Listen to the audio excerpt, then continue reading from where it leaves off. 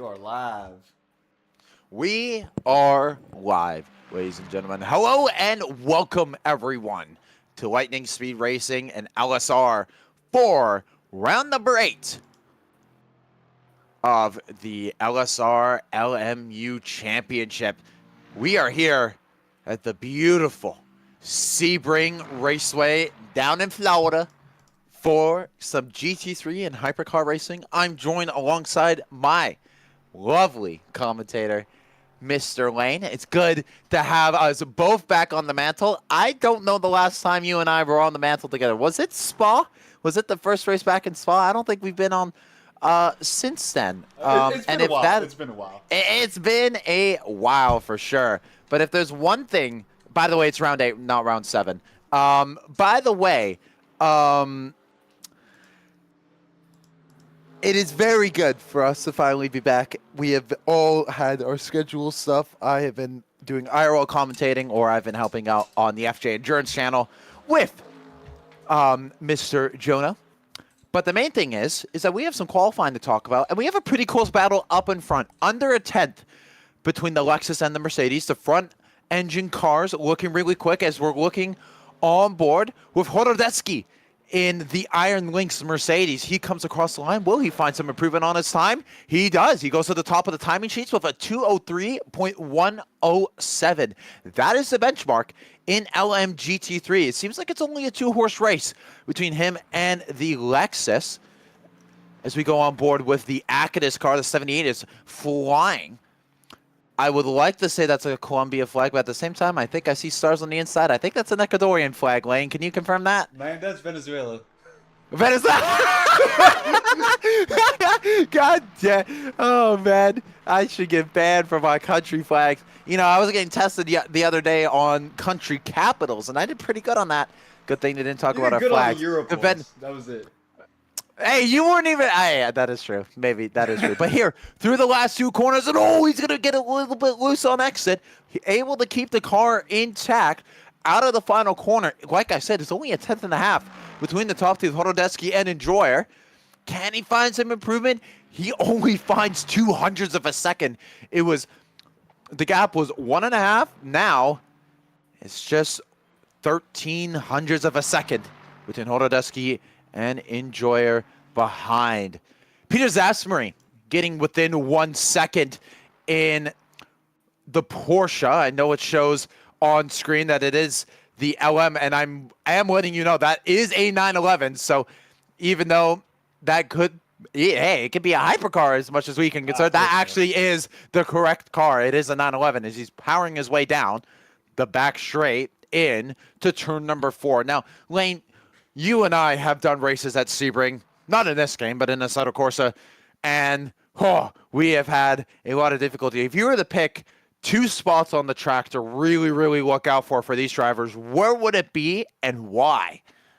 I was going to say the final corner, because on that inside, if you try to take that inside line, try to hit that apex, you're going to have that nasty bump that's just going to unsettle your car, especially hard for those hypercars, because I remember we had that hypercar race during that time. Another corner I want to say that's pretty tough is, I think it was in sector 3. I forgot which corner it was. Is it double right-hander? Is it the double right-hander?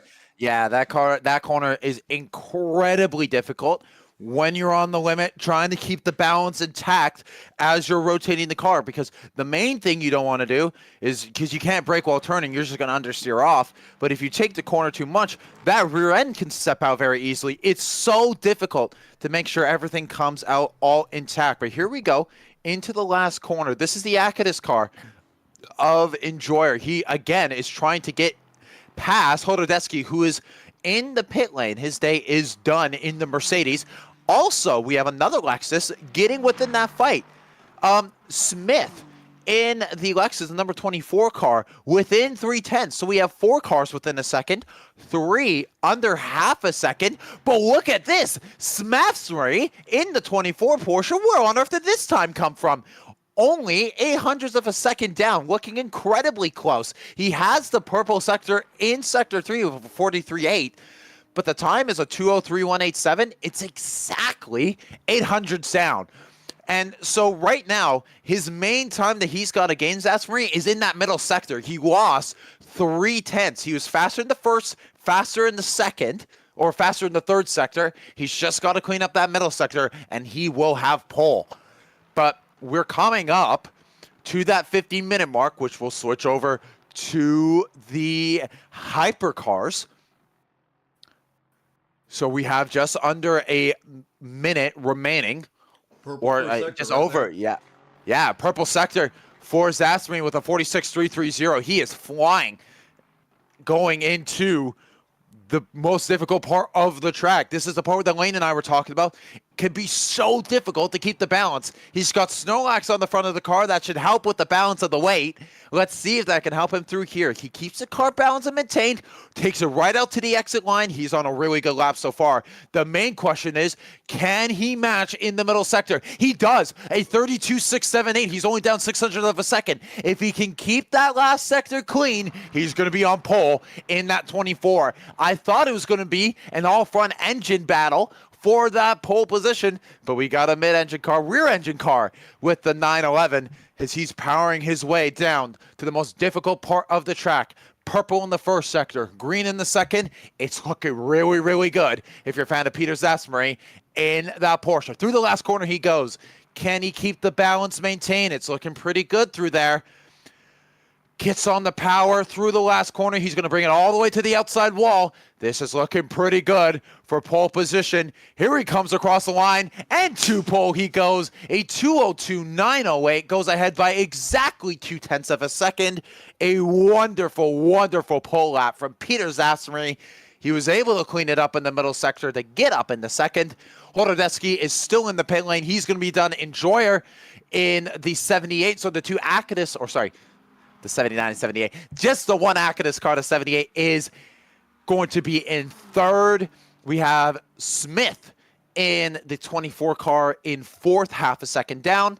Behind them, Zinser in the 36 BMW. He's still out on a lap.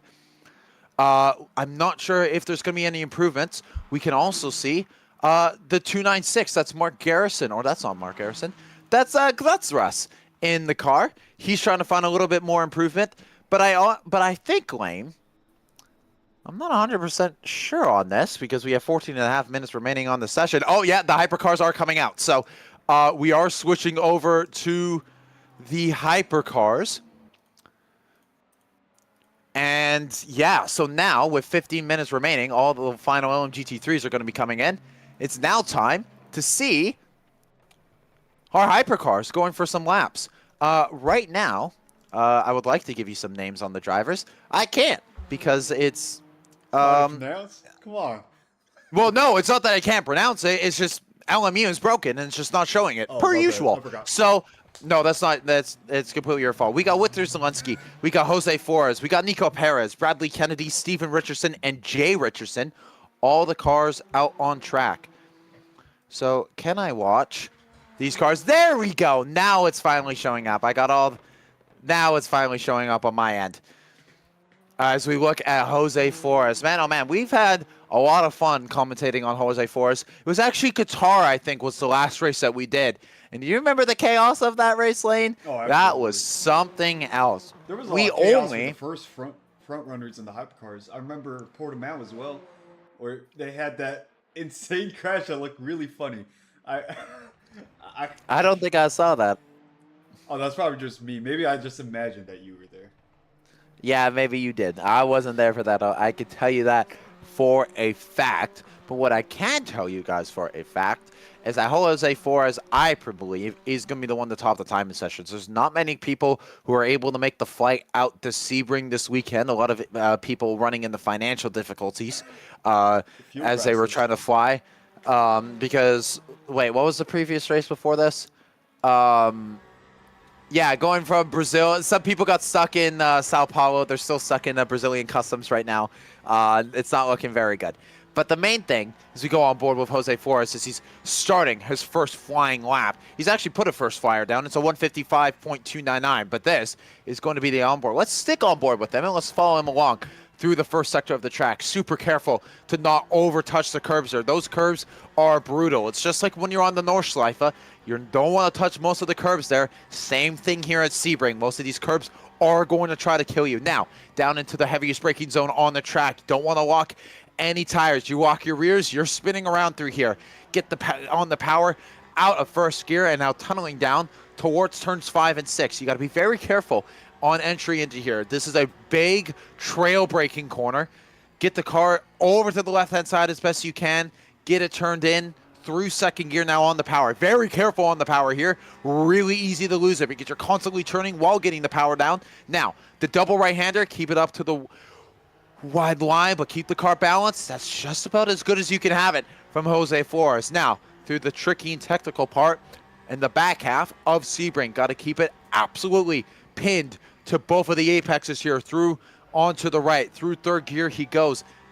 Maybe he could use a little bit more track through the middle part, but hey, it's clean, it's all good. He's got all 4 wheels in the track as he's punneling down to the hardest corner on the track, turn 19, or is it turn 18? I forget. Sunset Corner is what it's called, but we're going to be powering our way down towards the final corner, keeping the car balanced. You're not really turning the car all too much until right about now, getting on power through third gear.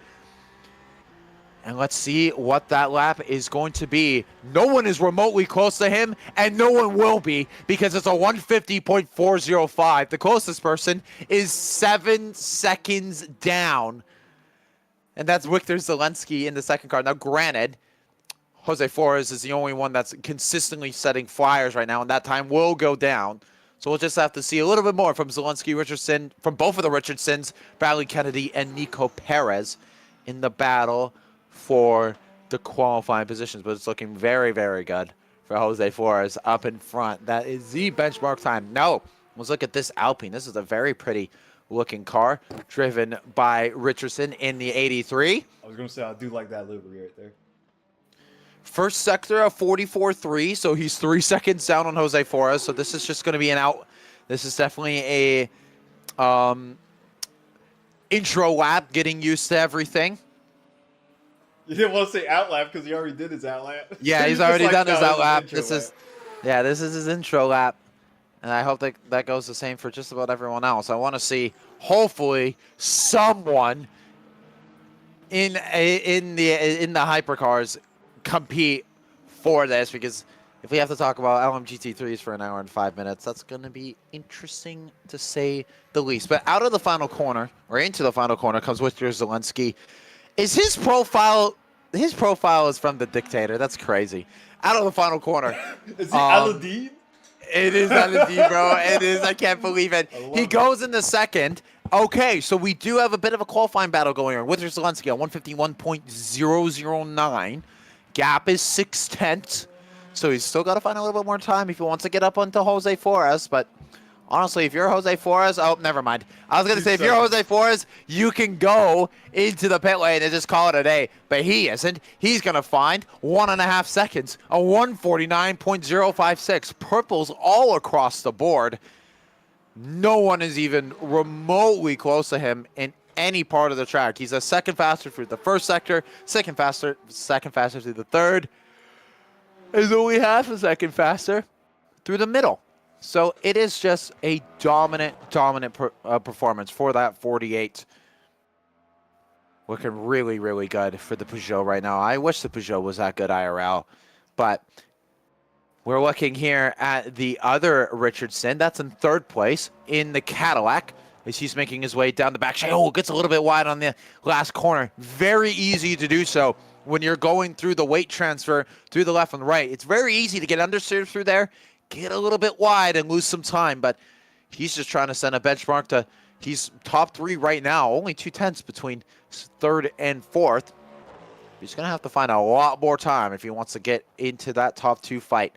Under 8 minutes remaining in this qualifying session. He gets that time a little bit down to 152.6. Gap is still 3.6 seconds to the leader. Jose Flores still out on an absolute heater right now. I can't believe he's still going for it. But as we look on board with Richardson in the Alpine. Sorry, dude, you're so dirty, Lane, with the production because I keep looking at my thing, then you go back and forth. Look, but I'm following you, man. Anyways. I appreciate it. But we're looking at Jose Flores, who I think, hey, he's done his lap time. He should save his fuel and tires. Save it. No, Save your times. But no, he wants to go faster. 148.9. He's put even more time on these guys. 1.2 seconds ahead of Zelensky. By the way, Victor Zelensky into the 150s. So 150.198. Richardson in the 38 Cadillac, a 152.629. Jay Richardson, a 153.057. Bradley Kennedy, a 153.6. And Nico Perez, a 156.829. The Van Wall making its return. Nico Perez not in the Lamborghini anymore, deciding to be in the Van Wall. I hope that's not a pace reason because he's 7.8 seconds down. Nico Perez, if you are listening to this, giddy up because we need you to be closer to this top 5. The main thing is that from 3rd down to 4th, it's only a second between Kennedy, Richardson, and the 2 Richardsons. And after that, it's a massive gap between them and Zelensky. So I think I agree. I think we're the battle going between the 3 and 5 right now is going to that's just about it. And the battle is mainly between the 2 Richardsons because unless Bradley Kennedy in the light blue and yellow car, Ferrari. Weird, the most alternate colors for a Ferrari can have. It's like yellow and blue, right? I like that livery. Lane, you should check your DMs. But the main thing is that car is going through the last corner. At least trying to find a little bit more improvement in the Ferrari. What can the New Balance Ferrari do? He actually moves up into 3rd, a 151.748.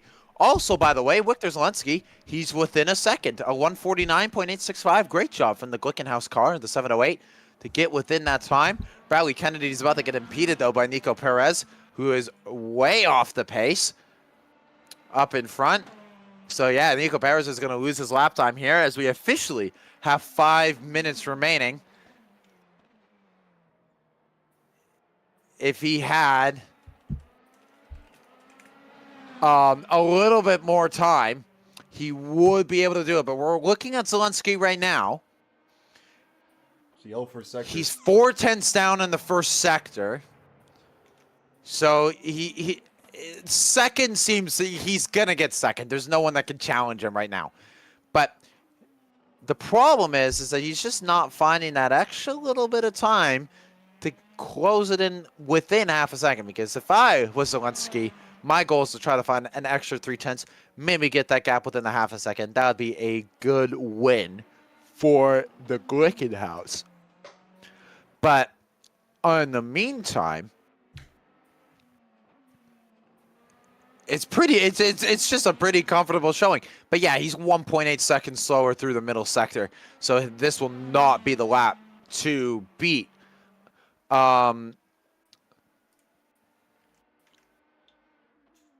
As he makes his way down into the last corner, he's going to try and go for it.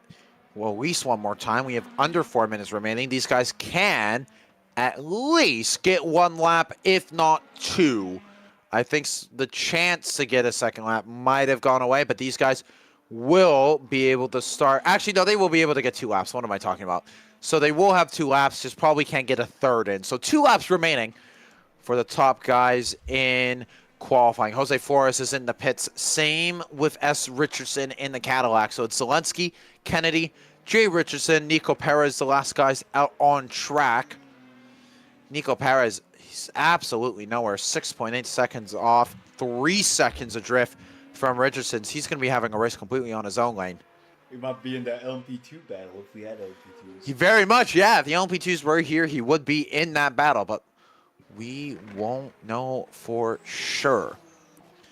As Zelensky within 3/10 in first sector, a 41.5. Again, just can't get that much closer to the back bumper of Jose Flores. He's just unable to find that time. Makes it as he makes his way through the double right-hander. He's really pushing it here on the outside of the curve. But the main question, again, I still have to go for it. Where is that extra time? Oh, look at this, a 29.1. So he's actually, if he can keep it all together here through the third sector, he will find improvement, and he will be within half a second. So this is looking like a not too bad of a lap for the Glickenhaus. But let's see how he does as he makes his way down towards the last corner on the track. Again, it's been a little bit, it's actually been pretty good here for the hypercars so far. We haven't seen any major spins or major issues for the cars. They seem all pretty balanced. As he makes his way through the final corner, he's got it pretty good on the line here. Gonna bring it out far to the wall, across the line. Can he bring it within half a second? He does find improvement, but he doesn't. He's exactly 777 tenths down on Jose Flores with a 149.760. Bradley Kennedy was able to find some improvement, but unable to get that lap time down. He was able to find a personal specter, and around the goes Zelensky on the power, just using a little bit too much. And that is Zelensky's day done, but it's okay because he guarantees a front row spot. But with a minute 14, everyone's in the pits, so that is completely done. Except for Nico Perez. Except for Nico Perez. I don't know what he's trying to go for out here. I think he's just maybe, honestly, if he's using this as a way to just get used to the track for the next 105 minutes so that he can guarantee himself a finishing position, I don't blame him.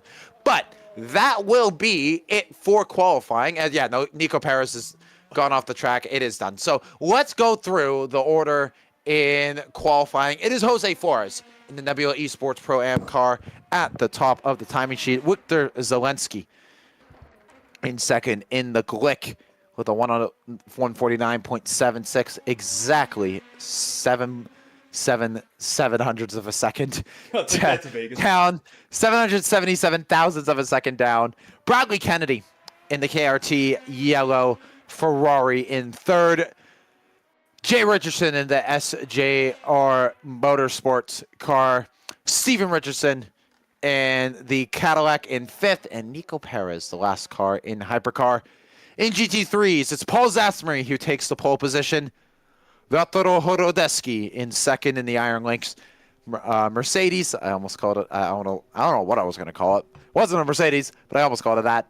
Butley and Joyer in the Acadis ASP Lexus will line up in third.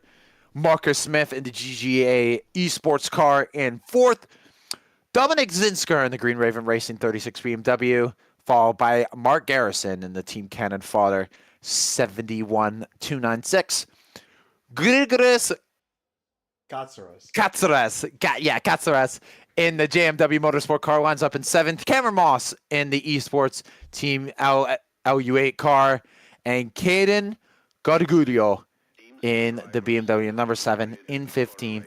In 9th, rounds up our top 15 for the session.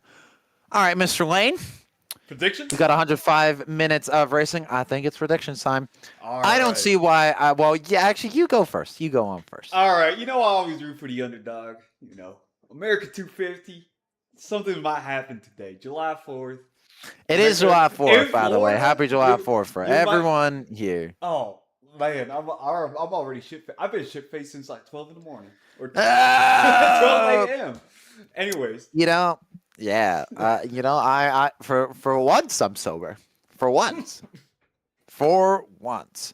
But anyways, predictions. Go on with your predictions. I think we're going to see some fireworks right now. I think Zelensky is going to take it at the end. I think Jose Flores is going to have some problems coming around it. I know he's been super clean, but I think there's going to be a first lap incident between them. And I think Zelensky is going to go on top. And in the GT3s, I think Satsbury, he is going to win it all. He had solid laps coming to the end of qualifying, and I think that pace is just going to let him go through everyone else in this GT3 field. That's a great take, Lane. Just to let you know, please turn up your mic. People in the comments are saying you're a little too quiet. But that's okay. Thank you so much, Chaos Gaming, for letting us know. But we're about to get started racing with our formation. I'm going to go with Jose Flores up in front. I feel like we have seen that car do way too good, way too long. But in GT3s, Zasmery's looking really good. Horodeski's looking good. I have a feeling that the stability of the Merc might be a little bit better. We'll have to wait and see how it's looking. But the main part is this overall battle up in front. Jose Flores will have the inside in the turn one, but if Zelensky gets a good start, will he dare going around the outside? It's one of the boldest places in the world to go for a move. We've barely seen it IRL, but man, oh man, it's going to be intense as it gets for the start of the 105 minutes of Sebring. Welcome to round 8 of LSR LMU. My name is Nicholas Poitras. I'm joined alongside Elaine in the commentator booth. We're about to get started with some awesome racing at Sebring. The green flag is just about to drop and lights out, and away we go. It's a great start from the inside line for Jose Flores, but I think Victor Zelensky just might have a bit of an advantage around the outside. He might go for it, and I think he does. Victor Zelensky does go a little bit on the outside, but I think Jose Flores just going to hold it on the inside. Yes, he does. So Jose Flores is just going to hold on. Victor Zelensky just has to back out of that. Bradley Kennedy's going to be in third. Richardson in the Cadillac in fourth. The other Richardson in fifth. All clean so far from our front runners. Now, back in GT3, Zatsmary still has the lead with the Mercedes in the background, but they've gained so much time on everyone in the back. Look at the Acadis, Lexus. I think that's Smith who's losing a little bit of time to that 36. That's the 36 BMW trying to set up the inside. Look at the Porsche. That's Moss also in the car, getting a great overtake as they make their way down the order. All clean so far from our front runners. As they make their way down towards turn 4, here comes the Porsche trying to make a move on the Lexus as they make their way, almost crowding him down the inside. Great little battle between Moss and Enjoyer. Can he get the move? Enjoyer's not going to make it easy as they go wheel to wheel through the tight section, but Enjoyer's just going to hold that one out.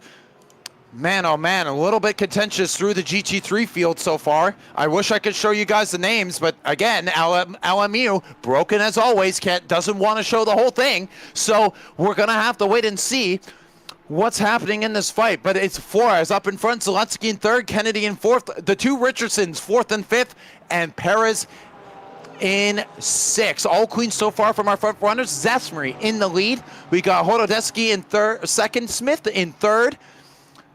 Oh, man, it's looking really good on this start lane. Does look good right now. We see Katsuro's right behind Maz. Let's see if he's trying to make a move on the final corner right here.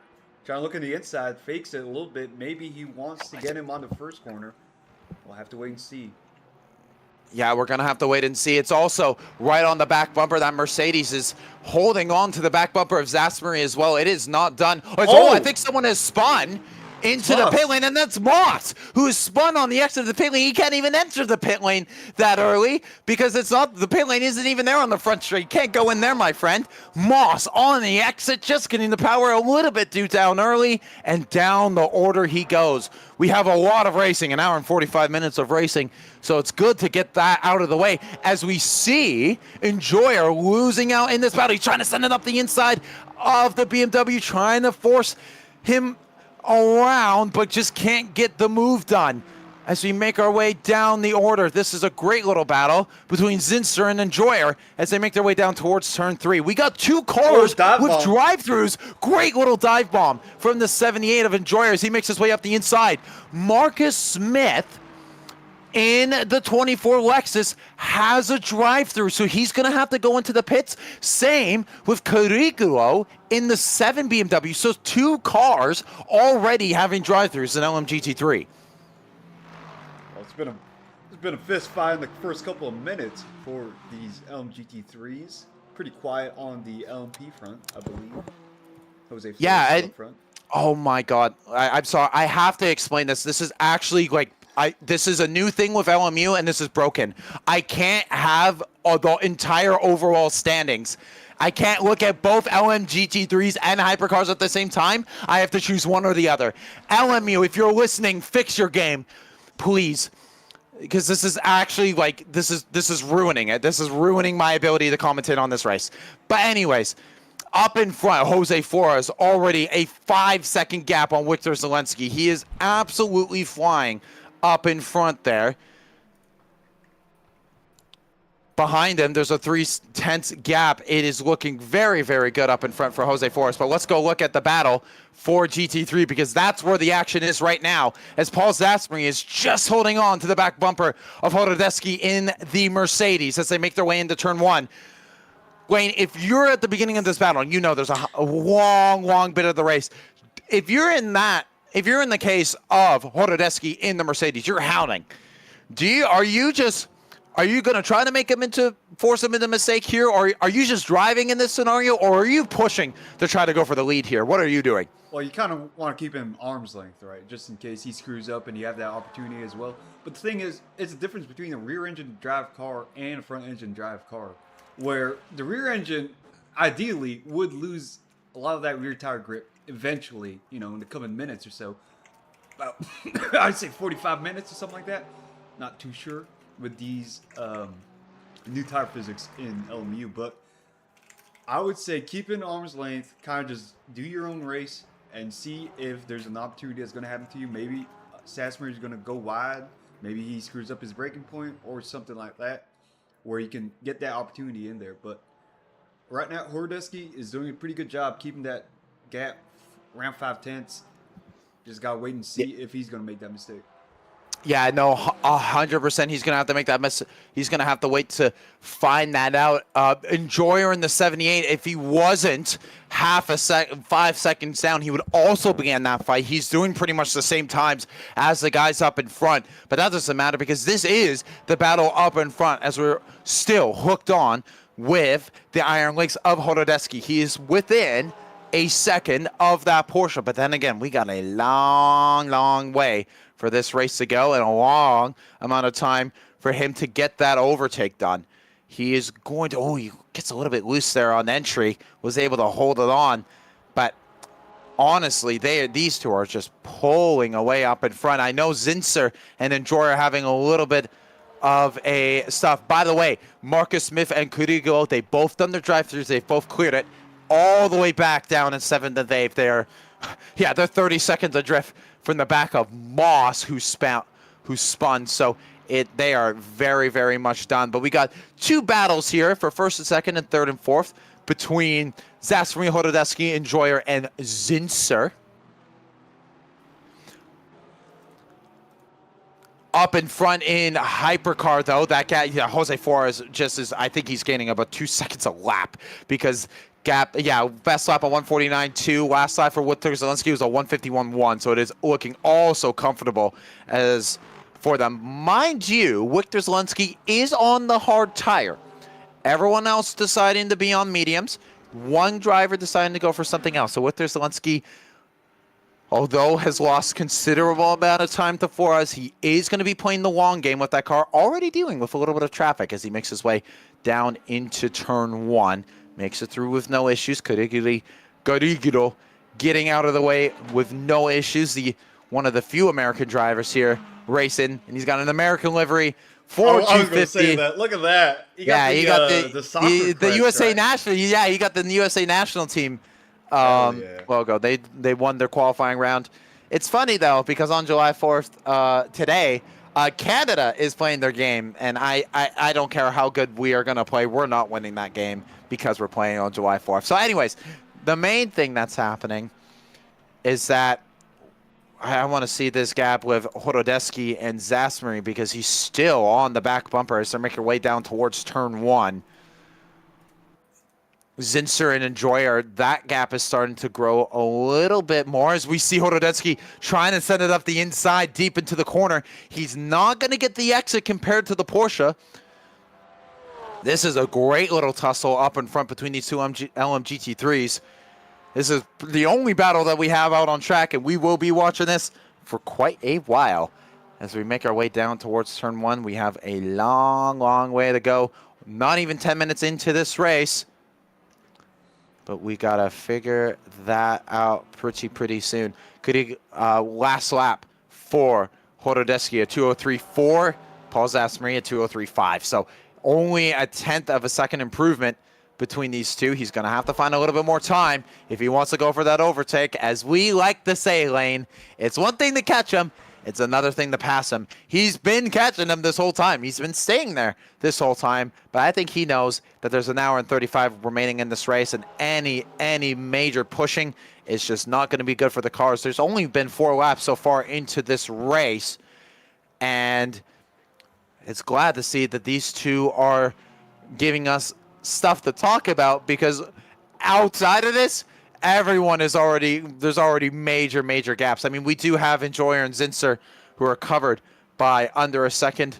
Gudurgis, Cáceres, and Mark Garrison are actually within a second. The 2 Ferrari drivers are a little bit close, but I think those two are going to be working a little bit together. They might not be on the same team, but that doesn't mean that the manufacturer strategy could come into play to go a little bit long and just keep it safe. But up in front, Paul Zasmery is going to be trying to hold on as much as he can from that front fight with the Mercedes. A little bit behind, though. Those two are just holding on just a little bit slower as Horodecki and Zasmery, they're doing 203.5s and 4s. Enjoyer and Zinser are doing 203.7s and 204.1s. So a little bit slower than the front guys, but not incredibly slower. That means if these two start battling, any battling that these two start, those two behind will start the gain on them, and you never know. We could have a 4-way battle for the lead in LMGT3, but Zelensky or Zasmery starting just a little bit, Lane. You can start to see it. He's starting to pull away a little bit. No, definitely. He's starting to pull away a little bit. I think Horodecki's getting, I wouldn't say tired, but maybe he screwed up a little corner. He's not being as pinpoint accurate with his braking zones or whatever. But maybe it's also Zasmery just hitting his corners right. Maybe this is his actual pace, and he just needed to get used to the car eventually, like within, I would say, like 15 minutes of the race. Well, last lap, Paul Zasmery 203.5 compared to Horodecki's 203.9. So absolutely, when it comes to consistency right now, Zasmery is showing to be the king. When it comes to it, he is almost pretty much matching his personal best. Actually, his last lap was his personal best. Horodecki was the one who lost that time. He's still within a second. He's just got to hold on to that if he wants a chance. Oh, he might have just lost a little bit of that. Did you see that snap on exit? He almost lost it there. Lost 3/10 right there. Hopefully he's able to get it back. And just to let you know, when it comes to energy, these guys have about 19 laps on their stint. Actually, from Zasmery to Horodecki, Horodecki has 19 laps. Zasmery is 18. So if Horodecki wants to, he can go an extra lap. Now, I believe I believe overcuts is one of the biggest myths in racing. I almost never see them work properly. If done, I don't see why you should go extra on your time.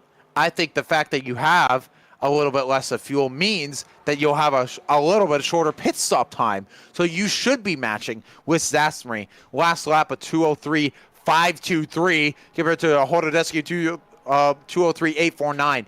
Zasmery is a robot right now when it comes to his lap times. If I were to show, even like they're losing. So, okay, this is some fun stats. So on average, they lose about 4% energy per lap. 4.3 is the average. And Horodecki and Zasmery, they're using around the same. Enjoyer in the 78 car in the Lexus, using a little bit more, 4.7% usage. He's actually the most out of everyone else. So I guess he's pushing the car just a little bit more compared to everyone else. But Zasmery, Horodecki, I think they should be matching when they go down towards their pit stops. But they got a long way to go until they have to do their stops. Gap now up to 1.5 seconds. Zasmery is showing that he is a robot out in front. Really, really good lap times between the two of them. The same thing starting to happen a little bit behind, though, with Enjoyer and Zinser. Enjoyer is starting to pull the gap on the BMW. That gap is up to 1.5 seconds as well. Last lap time was a 203.759 compared to a 204.289. That's half a second between the two of them. No questions about it. The question, though, is if Enjoyer is able to keep up this 203.7 and Horodeski be able to be inconsistent, can he drive him down to second? I don't see why not. I don't see why he can't do it, but he's got to find some consistency. Hope that there can be a little bit more battling up in front, but the gaps between first and third to the guys behind is showing a little bit more. There's a car that's coming up on these two, and that's our overall leader. We haven't really had the chance to talk about it, and that is Jose Flores. He has been absolutely flying in that car, and we ignore them for a few seconds. What on earth has happened? Gap is 18 seconds? I think that's just all on pure pace by Jose Flores against... Flores touches Sinzer. Jose Flores goes into Sinzer. As soon as I alt-tab, I completely miss it, but the leader of our race gets into contact with an LMGT3, and that is Sinzer out of this race. Oh, that could be contentious in the stewarding room for sure. Not great if you are a fan of Jose Flores. Zelensky is going to gain a little bit of time. He's only gained about 5 seconds. I don't know how much damage is on for that car, but that has kind of thrown a bit of a curveball into this race. Jose Flores getting some damage. I'm not seeing anything coming up saying that there is major damage, but wow, that is the last thing you want to see. I missed that. I don't know if the BMW turned in or if there was an audacious move from Jose Flores. I don't know. We'll have to go to the steward's room for that one.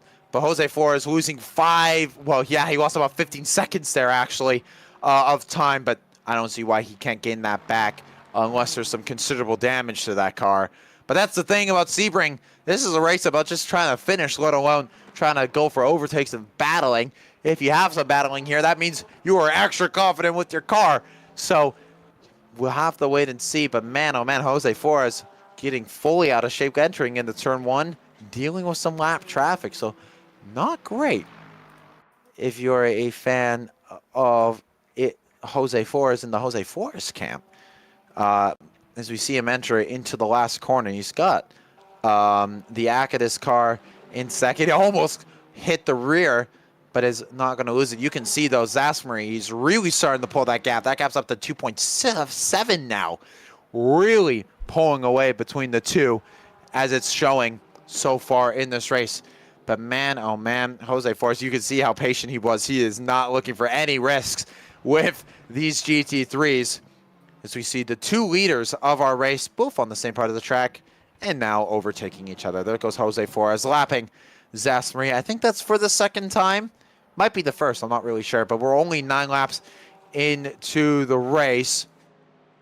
It would be a long way to go. Now, here's something I want to talk about. Between Hordesky and Boatley Enjoyer, these guys are matching each other because I haven't seen that gap go down extensionally between Hordesky and Enjoyer. Because I've been seeing it around like 3.5 seconds maybe. But it seems like Hordesky and Enjoyer are matching each other in pace right now. I mean, Enjoyer got that Beamer taken away from that equation, right? True, yeah, but I also got to say, I think he has lost a little bit of time, because last time we were out it was 4 seconds. Now the gap's down to 6. So I don't know what he's going to have to do to get that time back, but he's going to have to do a little bit more work. I'm also looking at the two 296s of Mark Harrison and Katsares in both of these cars. They're within half a second, so the 296s getting a little bit close. The 66 car going a little wide there through the double right-hander.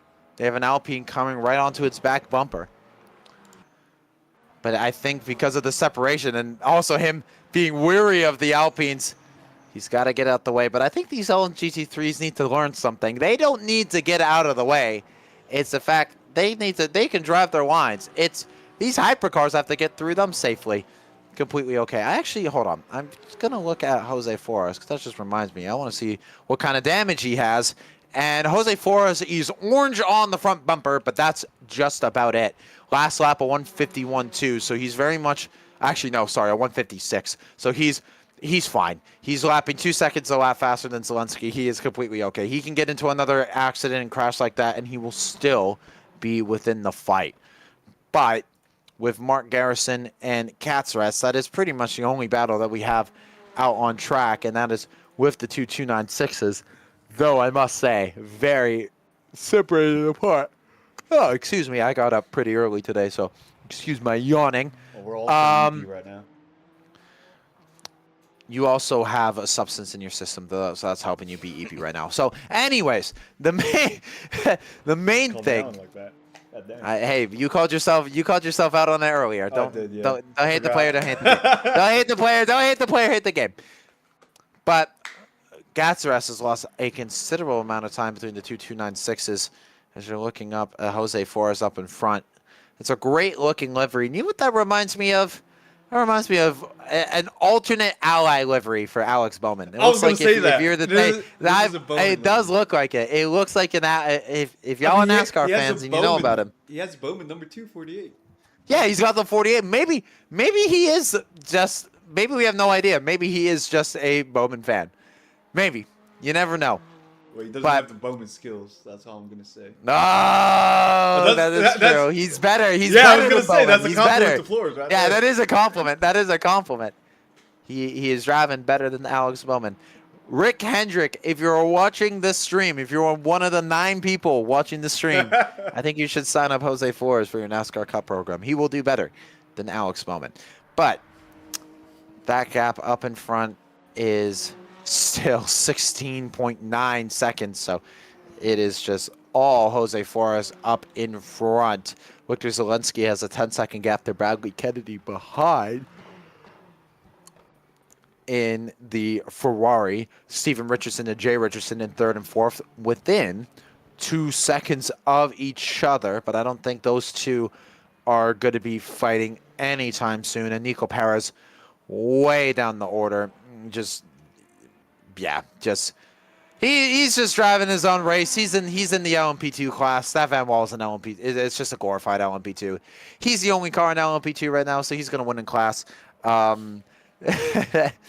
But man, oh man, let's look at Zesmary. Paul Zesmary up in front, still leading in that car. He is just absolutely flying on pace. 2:03.4. I wish we could see a lap counter specifically for Zafnary so I can look at the last 4 laps from that GGA esports car to see what kind of timing, because man, oh man, his last lap was his fastest of the whole race, a 2:03.483. Absolutely flying. Though I must say, not the fastest LMGT3. The fastest is Mark Smith with a 2:03.0 in the 24 Lexus. He might be completely out of this race, but he's going to try to fight up into at least 4th position. He's 4 seconds down on the 2.296s, but he's lapping 3 seconds a lap faster than them right now in that car. By the way, very nice Gazoo livery. He's done a really good job with this to use the Toyota colors.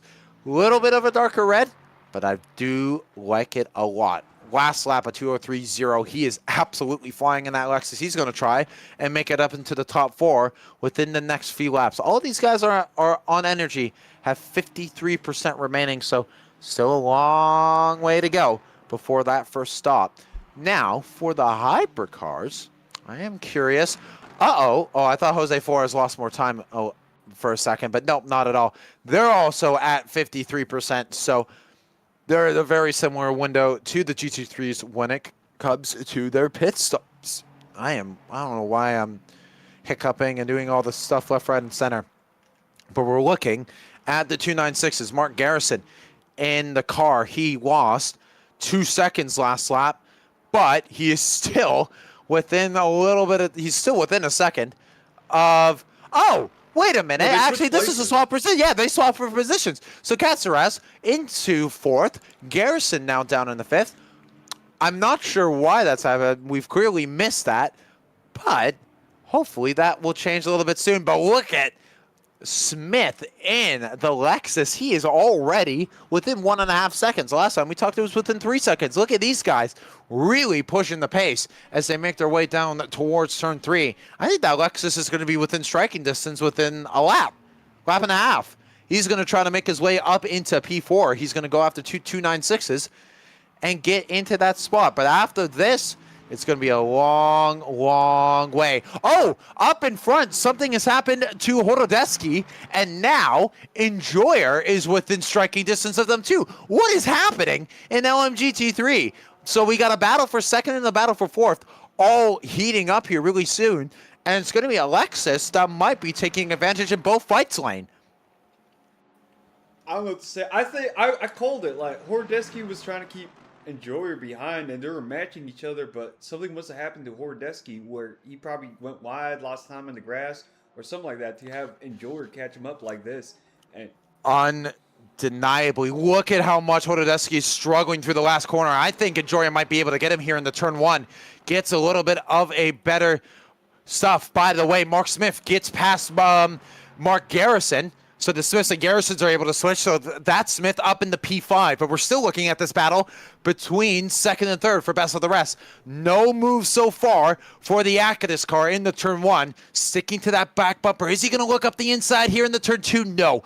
Gonna just be a little bit more patient. He knows he's got a long way to go, not just in this race, but also in this stint. I think they at least have 10 more laps as he goes up the inside, gets a little bit of a run. Here comes a drag race now down into the heaviest bit. He's leaning on the Lexus, 2 V8s powering the way down. He's gonna swap up to the inside. Is Horodeski just gonna let him have the inside here? I think he is, but no overtaking opportunity. Oh, he does, just gonna be a little bit late. Horodeski goes wide, and up in the second goes Enjoyer in the 78 Acadis car. Great move, being a little bit, just having a little bit of patience, not sending up the inside, waiting for Horodeski to go wide, and takes the place back up in the second. Horodeski might try to fight that one back, but we'll have to wait and see. So Mark Smith, in the meantime, has gone past both of the Lexuses. So he's gone past them, but between him and Horodeski up in front, it is 24 seconds. I'm not sure in an hour and 18 he can drive a 24-second gap. Is all up in front.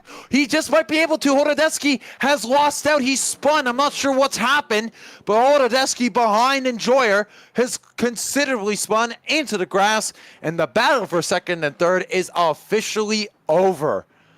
What on earth happened to that 79 car? He's just fully fallen out of it, spinning the car, and out of the fight he completely goes. I was just going back and forth between the main guys. I thought we were going to have something pretty intense here. We keep missing the main moments of the race lane, but man, oh man, Horodeski losing it now. Yeah, I mean, Mark Smith, he's just gotten a free 5 seconds. So for him to try to make his way towards Horodeski near the end of this race could very much be on if he's able to get into those 203s and consistently lap down there. But Grass, oh, I think something has happened to Katsaris because he's dropped down behind Garrison as well and is nowhere near Garrison and Smith. So the 66 car also having issues. We're missing a lot of stuff here, Lane. I know, but hold on a second, because I was thinking about this when they had the wipers on. Is it going to rain midway? Oh, do you think it might be the rain? Uh-oh, it actually... You never know, but the thing is, I haven't seen anyone entering into the pits. Not yet, but I don't know if it's just Katsura's livery, but you can kind of see the raindrops on there.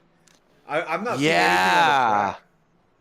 I'm not seeing anything on the track either. Like the windshield wipers are definitely on. I don't see any spots from the main guys. Can I go on board? I can't go on board with any of these guys. It's hard to see on my own if that's the case. Oh yeah, there is, and you can see that he's really struggling with the grip through the exit there. So the car is showing a little bit of struggle. So there is spinning coming down, and I think some cars are entering into the pit lane. So C Moss in the 974 car, he's doing his first stop, and he's putting the wet tires on. So he's the first one to make the switch over. Now, well, let's see who follows. Sebring, he's not entering. I don't think Horodeski is going to be entering the pits here as well. He might. Enjoyer isn't. No, I don't think people are entering the pits here, Lane. I think it's just Moss testing it out. Oh, there was a quick yellow flag out on the track, but I think we're all good. Yeah, it's just Moss getting out onto the wet tires. We'll see how he does. I'll be trying to watch his pace a little bit. Jose Forrest, right, getting slowed up massively through the last, as he's coming out of the final quarter. He's not pitting as well. So the hypercars have decided against going for pits. By the way, Victor Zelensky is now behind 25 seconds. So even though Jose Forrest having his major issue, he's gone right back up as if nothing has ever happened. So he is absolutely flying up in front. But yeah, we will be watching some of these cars to see how the pits. Now, Mark Garrison in the car is going in. So it's Marcus Smith and Mark Garrison. Sorry, it says Marcus Smith because I call him Mark Garrison, but it's Marcus Garrison. But Marcus Smith, Mark Garrison in the Jesus. No, I'm not okay. I'm having an aneurysm. But we have a second car now switching over to the wets, and that is Mark Garrison in the 71296. So we got two cars now in the pits. Do we have another one? I think I just saw someone come into the pits. Was there someone else? It's both Richardsons. Yeah, so both of the Richardsons. So, okay, people are now starting to switch over. Jose Forrest is still out on track. Zelensky's still out on track. Kennedy's still out on track. These guys viewing that the rain isn't going to be that much of an issue. We'll have to wait and see how that goes. Sasmarie, Enjoyer, Horodeski, all of them out on track, having no issues whatsoever. Now, here's my theory running good times. It's just because of the fuel levels. They kind of want to stretch out those tires so they can get the fuel and change the tires afterwards. So they're trying to run as many fuel as they can on these out laps, even though it's a little bit sketchy on the conditions drive. Maybe people are struggling with this. They are, and I can tell you why they are, because Zasmary just lost 3.7 seconds on the last lap. This lap is a 2:07. He's losing time to Enjoyer up in front. So I don't know. Yeah, all the guys are starting to lose time. So the switch over might happen pretty soon for these guys because they're starting to slow down here on the medium tire. Last lap for Zasmary, 2:07. Enjoyer, 2:08. Horodeski also in the 2:08. So a lot of guys here are struggling on this time. I'm looking at Marcus Smith. He's going to come around the last corner. He's also losing time as well. So everyone is starting to slow down. So the rain is increasing. That is a fact. But it's not increasing enough to actually come into the pit lane because Zasmary, he feels, well, I'm losing time, but so is everyone else. So it's okay. That gap is still 9 seconds up in front. It's okay. He's able to hold on to that. I think they're just trying to run out their fuels. Just like, hey, let's try to go as long as I can until it's literally unbearable. Until the TC starts acting up in every corner and in the straights. I think they're just. That could very well happen. And then to the pit lane comes Zinser in the 36. He's been still racing, and now he's the third car out on track. Just to let you guys know, Garrison, he's just coming out through the last few corners. He is very slow in that car. Last lap for him was a 2:21.9. Kirigiro in the 7 car also coming into the pit lane in the 7. He might be switching on to stuff. Zasmary is also into the pit lane as well. So the leader officially coming in. He's saying, I'm done with this. Let's see, though, if he puts the wets on. I think that is where we're going to go to. But the fact of the matter is, here's the lap for Garrison. It's a 2:11.3. So is it faster? I don't know. Here comes Enjoyer into the pit lane. He's also coming in. Horodeski now takes the provisional lead. He's going to stay out. This is major. So Zasmary and Enjoyer, they're going onto the wet tire. This is a big gamble from Horodeski because he knows he has a little bit more extra fuel. Yeah, he's not going into the pit lane. This is a gamble from the 79 car. Big gamble. Well, the bigger game was Lane, say something. I was thinking, man. Calm down. Yeah, you can't have these like 5-second gaps between each other. Come Oh, on, I lock get in. it. Okay. Let's talk about Hordesky right now. I literally think it's all on the fuel. He's saying like, I need to burn as much fuel as I can, get that car on rich, get that bubble on rich, right? And then go as far as I can. It's really nasty out there. Oh, look at that. Wow, that was a major issue as he goes wide. Nico Perez almost slamming into the rear of him. You can't blame the Acadis car because he's just losing it through the grip. Nico Perez flashing, being like, get out of the way, because Nico Perez almost just ended Hordesky's day there. But out comes Zasmary. By the way, major thing with Zasmary, he did not fuel up all the way. He's at 76, but look at Hordesky. He's struggling a lot here. Maybe, yeah. So I think he is, yeah, no, it is time to go into the pit lane for that car. He might be losing a little bit too much time. Yeah, 53.3 in the first sector. This is not looking good whatsoever for Hordesky. Maybe going out and staying out an extra lap might have not been the key. Everyone's coming into the pit lane, even in hypercars. Here comes Jose Flores, our leader of the race, the overall leader, coming into the pit lane. Bradley Kennedy still out. Winter Zelensky also entering into the pit lane. So Kennedy goes up into second. Will he go into the pit lane? That I'm not sure about. So Kennedy, he's in the back part of the track now. He is struggling with that car a little bit. I think the transition time is right now. I think the transition time's now. Yes, he's coming into the pits. It is time to get onto the wets as Bradley Kennedy comes in. Jose Flores still in.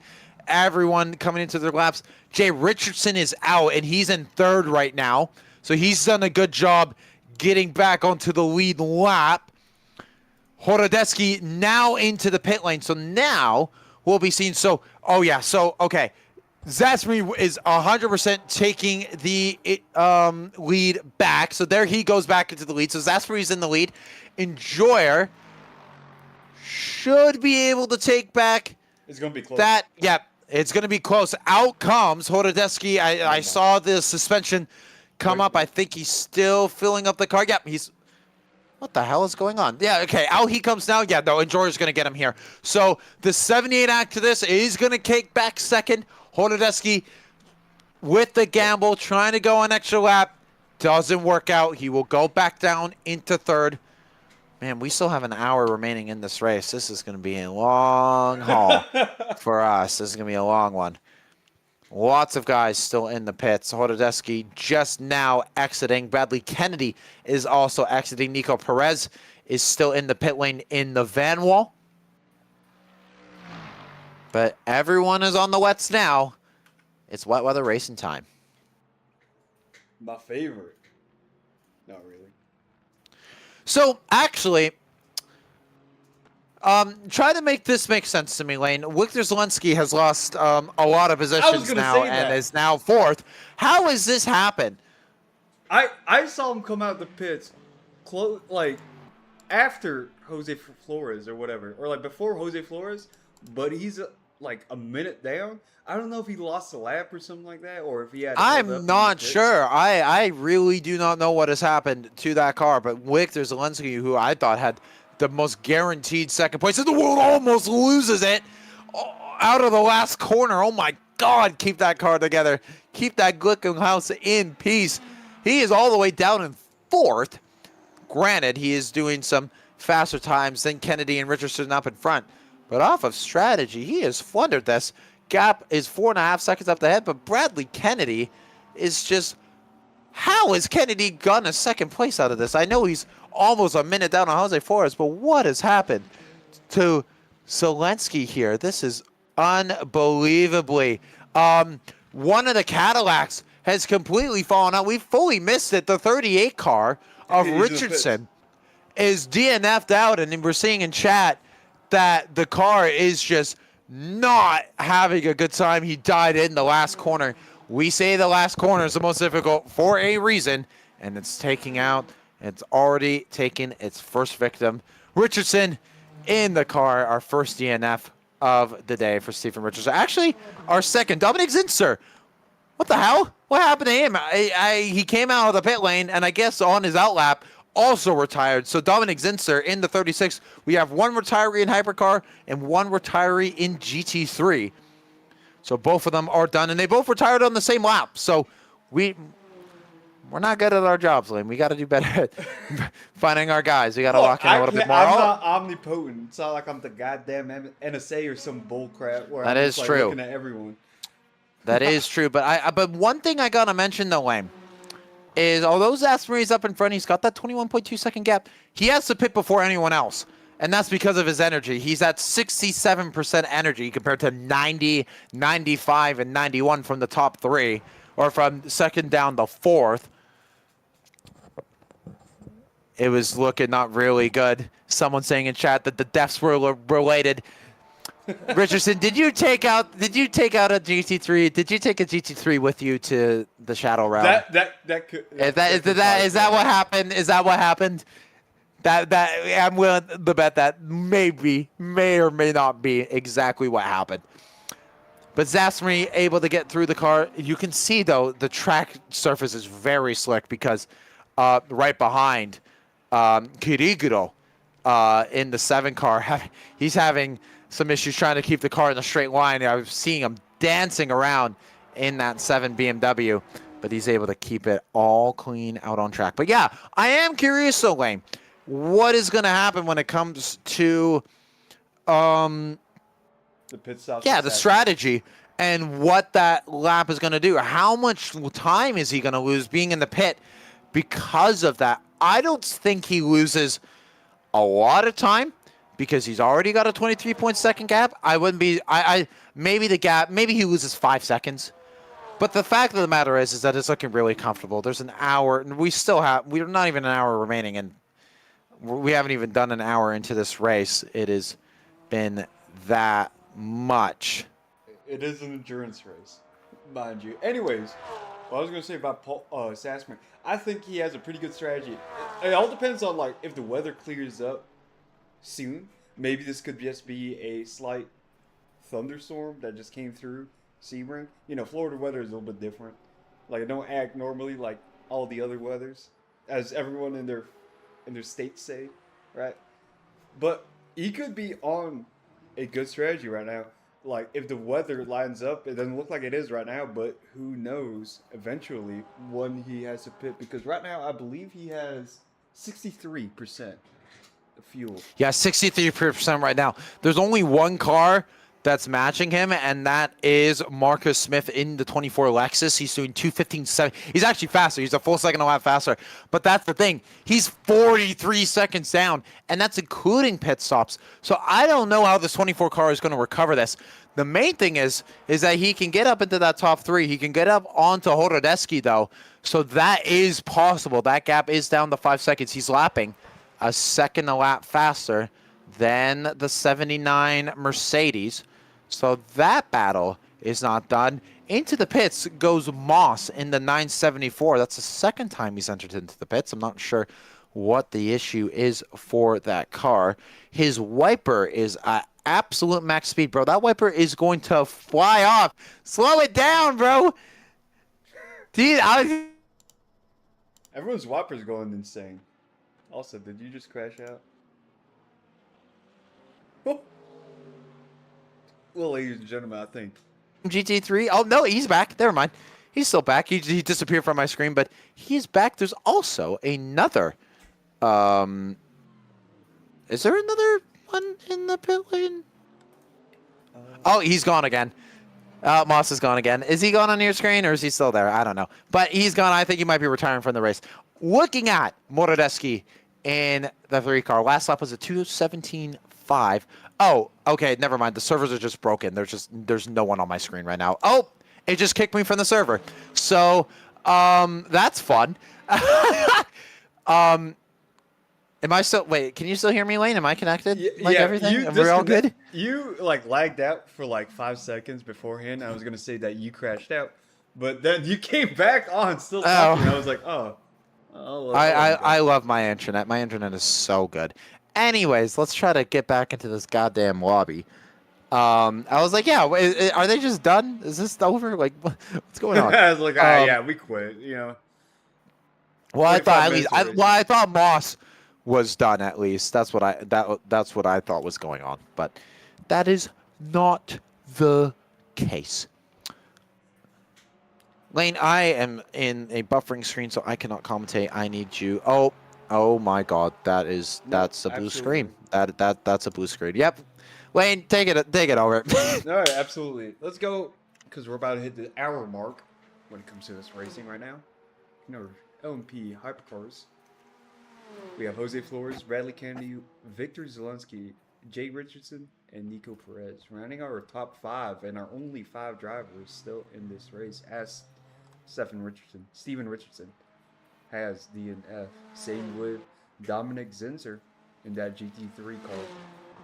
Going down to the GT3 grid, we got Paul Sassmery still in the lead with about 26 seconds of a gap between him and Boatley and Joyer in second. Lautaro Horodecki. It's going to be a weird name for an Argentinian driver. Wait, what is going on with him? He's smoking. No, that's a spray. That's not spray. That's Oh, that is spray. That is. Wait. Why is the spray not showing up on my screen? What the hell? This is ridiculous. This is some insane work from the LMU people. Also, shout out to LMU for resetting all my settings yet again. Such a great game. Like, genuinely, like, there's no save feature, so every time you load the game, it just resets. Well, as we go down, well, you rudely interrupted me. My bad. In the fourth. That was nothing. I was just like reciting who's driving right now. We got Marcus Smith in 4th place right now, trying to catch up to Horodecki. Mark Garrison, 5th in that 71 car. Caden Gargulo. I can't pronounce that. It's Gargulo. Gargulo. Caden Gargulo. Gargulo. Gargulo. And Moss, by the way, Moss had a puncture in the pits. So that is why Moss was in the pits for so long. Wait, it was due to a puncture. Well, was the puncture made in the racetrack or in the pits? I would assume on the racetrack, and that's why he's in the pits, Mr. Lane. He got a puncture getting out of the pits and he had to come back in. It's like someone laid down a landmine out there. Anyways. Gargiulo. Gargiulo. Italians in their last names. Patrice. We have a friend fake name. It's a fake name, but that is we have a good friend named Patrick, and he's a fake Italian. He's an Italian American, and we just call him Patricio. He's one of the real Italians left. What do you mean? He says Patrice. All the Italians in Italy are fake. The only real Italians left are the ones in New York City. That is just wrong. That is just wrong. That's true. Same with the French. All the French are in. Apparently, he's from Florida, anyways. Oh, then he's definitely a fake Italian. He is a faker. But what isn't fake is that my game isn't broken anymore, and we're back on the bumper. But Horodecki has someone in his sights, and that's Marcus Smith Mark Smith in the 24. Oh, Horodecki going very wide through the corner. That might be a good opportunity. And he came back on. He comes back on, and I think either Marcus Smith spun, or because Horodecki came back on, he clipped the rear quarter panel, and around goes the Lexus, and down the order he goes. All of that work. He's been the fastest LMGT3 on pace completely, and now all that work is for nothing. We have under an hour remaining, but man, oh man, he has lost out on some time there. Marcus Smith down the order. Oh, not good. If you're a fan of that 24. He spun out on his own. Also, we can't be calling numbers out because Sassmery is 24 and Marcus Smith is also 24. Are they both the 24? That's stupid. Why is that allowed? No, actually, no. Nico Perez, if you can hear me, don't allow that. Why is that a thing? No, that's why is that a thing? Why are people allowed to run the same numbers? That's stupid. Anyways, the 24 Lexus, because for some reason we allow the same numbers in the same championship. Never seen that ever in my life. But I guess when you get onto a horrible game like Le Mans Ultimate, new things happen that can throw you for a loop. And this is one of those things. But that puts Marcus Smith down 15 seconds. He's had so much pace in that car. I would love to see him get back up into that front battle. We'll have to wait and see if he could do that. We'll probably see it a little bit later down into the race. Sebring still up in front with a 33.4 second gap, under 50% when it comes to the stuff. We got a few cars in the pits. We got Jay Richardson doing his stop. He was in third, now down in the fourth, just coming out of the pit lane in the Alpine. Was there anyone else in the pit lanes? Yeah, I think he is just about to get lapped. There's only 2 cars on the lead lap, and none of them are within a minute of Jose Flores. So unless Jose Flores gets into another situation like we saw with him at the beginning of the race, getting into it with a lapped car, it is, yeah. Yeah, unless he has a center situation where, you know, the an assassin killed him. You know that? Senna didn't die in that wall, but he got shot in the head. Yeah, no, it was a sniper shot. I agree. It was a sniper shot, and I don't believe anything else. Yeah, anyways. But, you didn't see what I sent. But, Hold on. the main thing with that battle up in front, yeah, 108. There's no one. He's lapping 3 seconds a lap faster than anyone else. Jose Flores is just, he is flying in that car. We're going to let a Peugeot win in America Day? How dare you? Yeah, let a French win in the day of days. But he's Puerto Rican, so it kind of counts. We'll take those. Puerto Rican driver. Yeah, we got a Puerto Rican winning. I'm pretty okay with that. Someone in the chat just said, Chris Kyle who? XD? Yeah, it was Chris Kyle that killed Senna. It was a top secret mission. I don't know. Yes. And by the way, Chris Kyle has raced in LSR. It's raced multiple times in LSR. Yeah, well, that's his cover name, if you will. That's the pseudonym. That's the pseudonym. I don't think you know what pseudonym means, but sure. Maybe I don't. I probably don't. I thought pseudonym was like a cover name. No? No, pseudonym is what you... I guess so. It's like what you go as. Yeah, a fictitious name. No, hold on. Now I gotta like search it up. Pseudonym. Cause you know when Max Verstappen did like the whole fucking German last name. Name. Okay. Assume for a specific. I know Chris Kyle is non-fiction, but we can work it here. Chris Kyle is the work of non-fiction. That is definitely a real thing. That is not fictional. Anyways, we're getting way too off track here. This is what happens, by the way, when everyone is like 15 seconds away from each other on track. We're talking about goddamn Chris Kyle and pseudonyms. We have 50 minutes more of this. Dude, the solo cast, I started doing gun ASMR. What do you mean? You're doing gun ASMR? Oh my god. All right, here we go. Right here, close. Are you doing it right now? I can try to do it. No, dude. We got a Kimber Agers Elite Custom 9mm 45 or not 9mm 45 ACP single stack 1911 style. Using the mag right now. I'm gonna put that bitch on. I'm sorry. I'm gonna put that John on fire. And we're gonna open the mag right there. Putting that bullet down to the ground. 45 hollow points just in case someone tries to run up my crap. We're gonna rack the slide. There we go. We're gonna try to dry fire it. Oh, smooth trigger right there. Dude, what are you doing? I'm trying to keep the people entertained. What do you mean? We're talking about Chris Kyle now. I can't hear anything. There's literally nothing happening though. Oh, I can't hear anything. Oh, someone spun in the pit lane. Oh, it's probably too loud. Oh, my bad. Oh, speaking of spinning, Bradley Kennedy. Oh, wait, we're actually seeing some battling here on track. Katsouris and Moss. Wait, actually, never mind. This is. I was like, oh, we're actually seeing something. No, this guy's being laughed.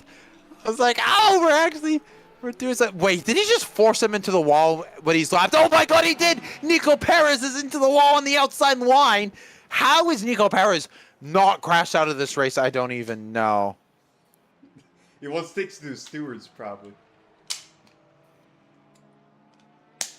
Get that fucking pitch in there. This is unbelievable. Yeah, that's gonna have to go to Nico Perez is going to the stewards to try to make sure that he doesn't lose his time. Actually, so Moss went off there through 1 and 2. This is some chaos and carnage here at Sebring.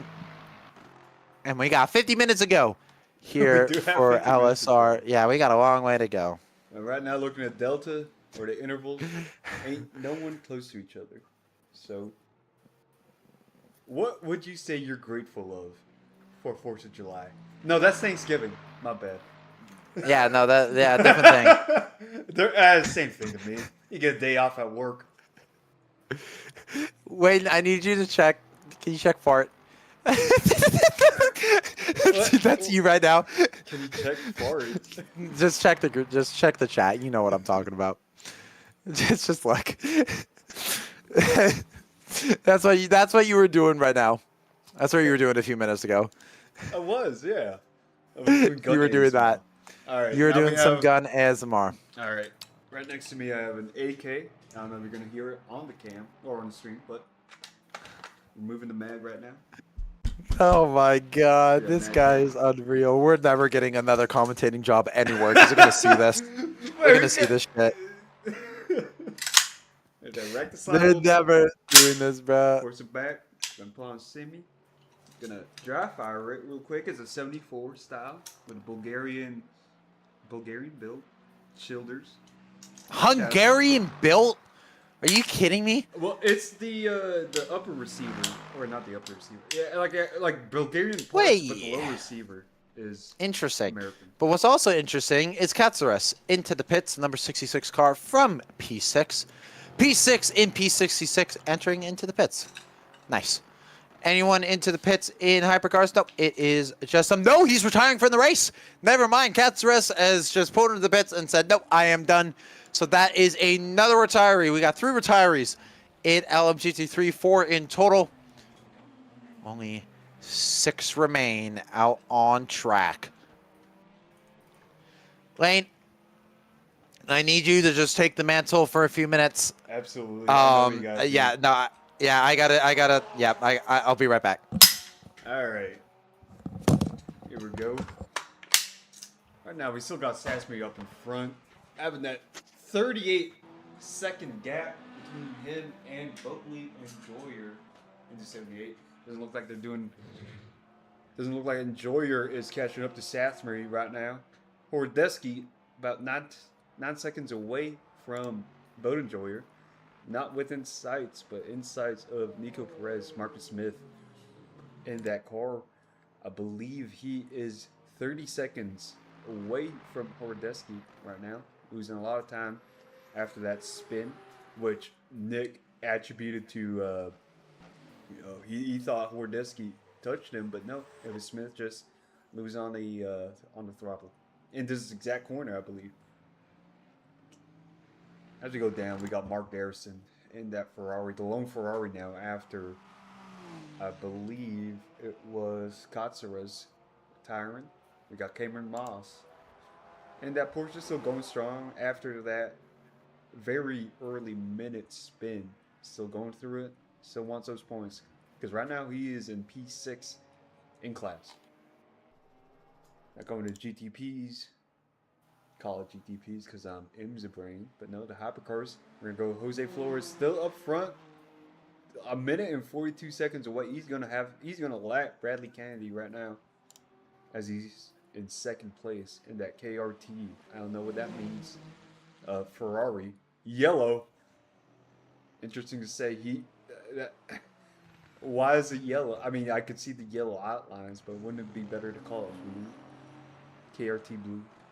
Anyways. Victor Zelensky back up to P3.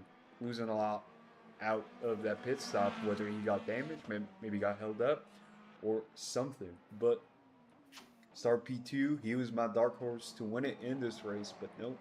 Right now P3 in no man's land with no one around him, not even the GT3s. Jay Richardson in 4th. Now with that LP and SJR Motorsports. He's passing Marcus Smith a little bit. Right now, also in no man's land compared to his class. Nico Perez still running. That's all I got to say about him. Battling Boatley and Joy right now. Pretty easy pass for Nico Perez. Well, I believe he's like 2 laps down if I had to take a guess.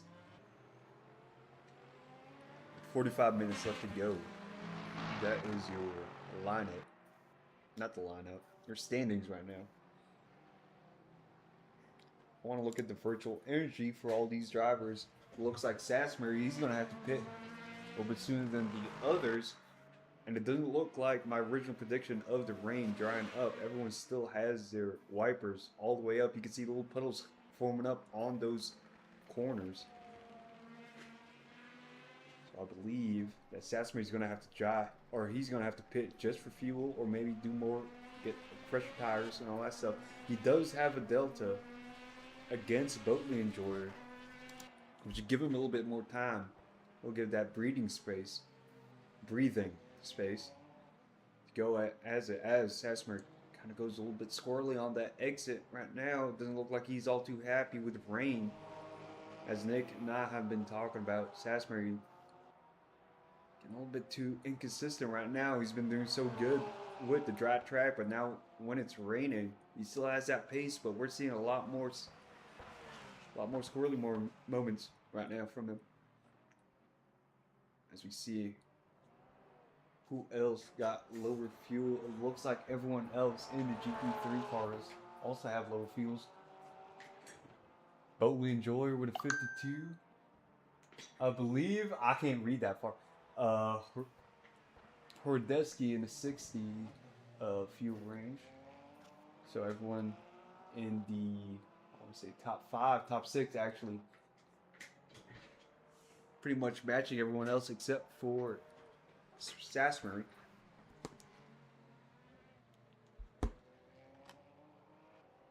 Fuel levels for the hypercars right now. We got Flores still burning a lot more fuel than the others, but he has such a gap, which it doesn't even matter. He could probably go pit and watch the Godfather trilogy and then come out and he'd still be in first place. That's how much of a gap he has right now to the 6th place car, Bradley King. I want to see if the rain's going to clear out at the end of the race. See if there's going to be alternate strategies. See if someone is going to stay out in the wets with fuel permitting. Or someone tries to cheese it with the dries. In my personal experience, I prefer to come out earlier than the rest with the dries when it comes to all these conditions, right? But that's just my personal opinion. Nick sending me Instagram reels while he's taking a poop, I believe. 2-minute gap right now between him and Kennedy.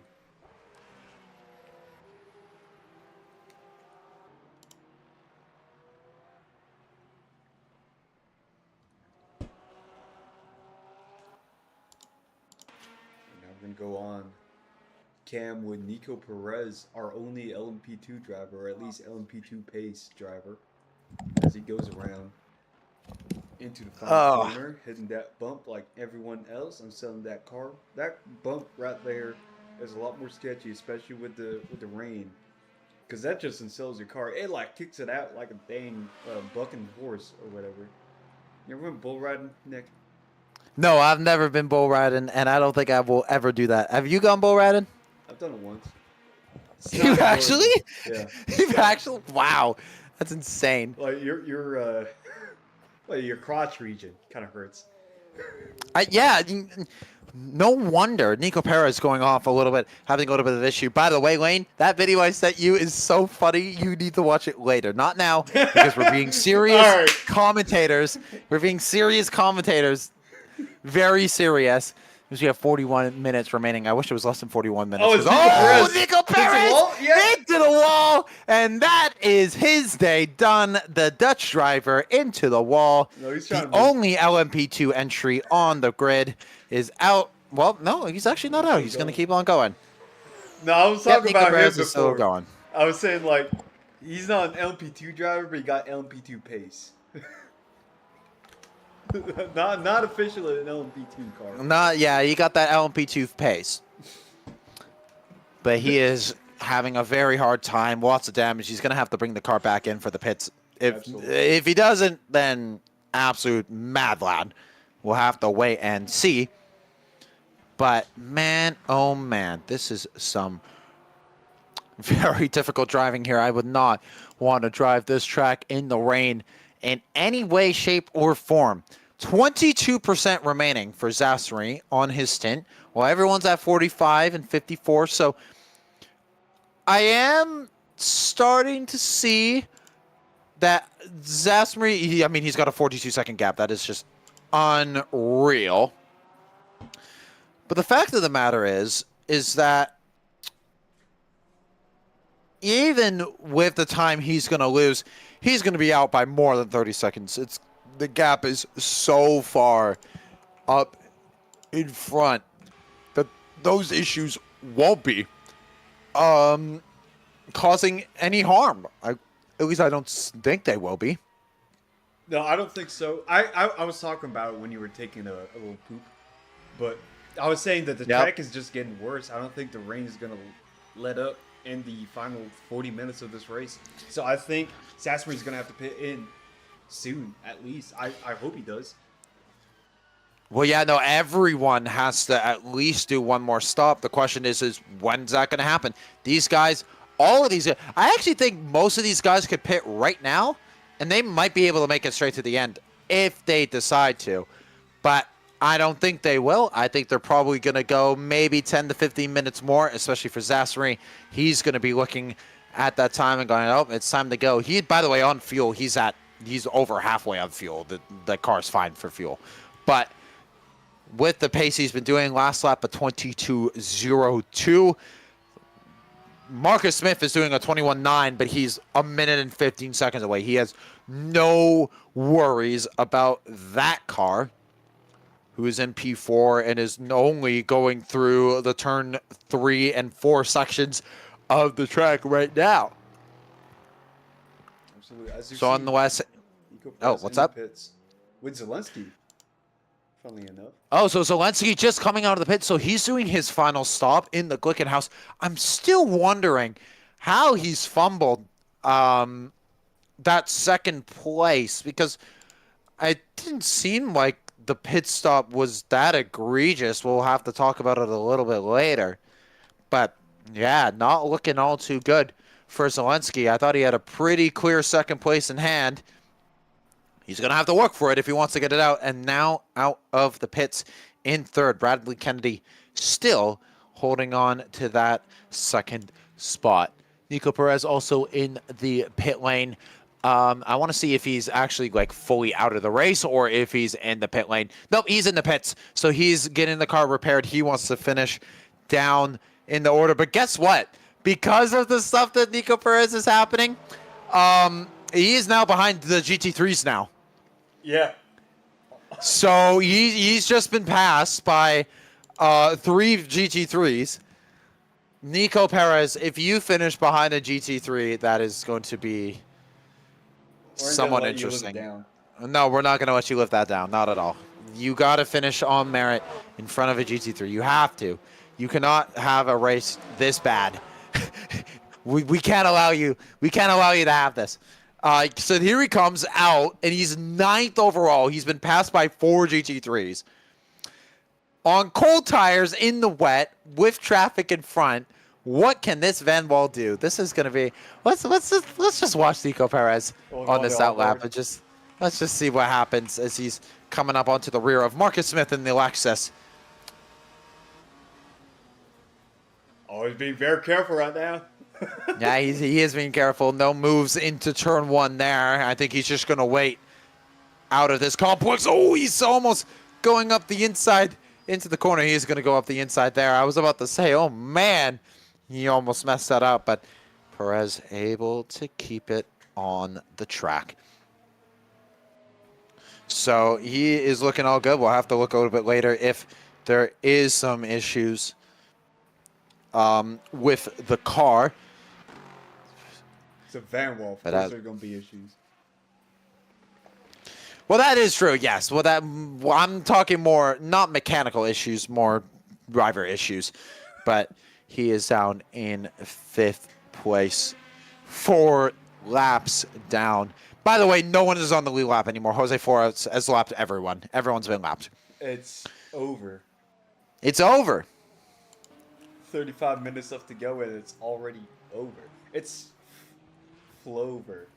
I was trying to make a pun with It's so Flover. Yeah. Paul's Zaff over. Oh, and speaking of, Paul Zasbury is into the pit lane, so he's now gone into the pits. Boatley Enjoyer in the Acus car now moves up in the first in class. So this is where stuff gets interesting because of how much he has to put in the energy. Now, granted, he doesn't have to fill it the full. So he actually might be pretty okay here. Yeah, no, he's out of the pit lane. He's only filled it up to 71%. So now the guys in front, they have to react. This is a very quick stop from the Porsche. Enjoyer and Hodoreski, they have to respond here very quick. But I think with the gaps up in front, Hodoreski, it doesn't matter if he pits or not. He will lose out the second spot. Can Enjoyer go very short on the energy, maybe like 50%, 60%, and maybe cut the time down? That gap is 23 seconds up in front. That's a lot. That I don't think that's enough, Wayne. I don't think that's enough for that 78 to be able to hold on to the lead if he's able to have a short stop. What do you think? The alternate strategy right here is to go very long and just outdo him in pace. Because we've seen that Sasbury's having trouble making that car work in the wet. So I don't know. I haven't been paying attention a lot to Enjoyer, Boatley Enjoyer. Sadly not running the actual boat, which is the Bentley. But I think that Boatley Enjoyer should at least try to make that alternate strategy work where he's just outpacing him in the wets and then from there fuel up a little bit till at least till the end and then battle. Because it's going to be close if he pits right now. Yeah, no, if he pits right now, then I'm not sure if that will be working. I mean, close at the final parts. Because, like, I know Boatley Enjoyer has a better pace right now compared to Sasbury. Not by much, though, Elaine. I got to be honest. I think Zasbury's been the fastest. Marcus Smith has been pretty much the only one who's been competing with him on pace in doing 222s. I'm not sure, Elaine, if Enjoyer can get it on pure pace here. But we'll have to see. He's got to come into the pits here pretty soon. He's got 32%. He's not going into the pit lane now. I don't know if that's the right call, Mr. Enjoyer. We'll have to wait and see. Hodoreski, same thing. He's also not going into the pits. Why are none of them reacting to Zasbury? This is quite surprising to me. I would have seen that, and I would have been like, oh, well, if he's going in, I got to do my short stop now. Because now, look at the gap. It's 21 seconds. He's losing time now up in front. This is just time wasting because look at how much faster Zasbury is going to be on this lap. He's going to be way faster. Oh. Wait, I'm not sure if this was the right call. It might not be the right call at the moment, but I agree now. It's like I can't like wiggle my way around this. Yeah, I mean, we're going to see what the lap time is for Zasbury as he comes. Yeah, 2:20. He's nowhere near. He's 5 seconds a lap faster. So the only one who can really, they should have pit. They should have pit right then and there to reduce the losing opportunity of losing time, because already within the last time I mentioned it, they've already lost 2 seconds. So Yeah, this is a bad strategy call from the Lexus and the Mercedes to not get them in the pits immediately because they think because of the track position they have a chance, but no, they don't. Zasmary is just going to pull away.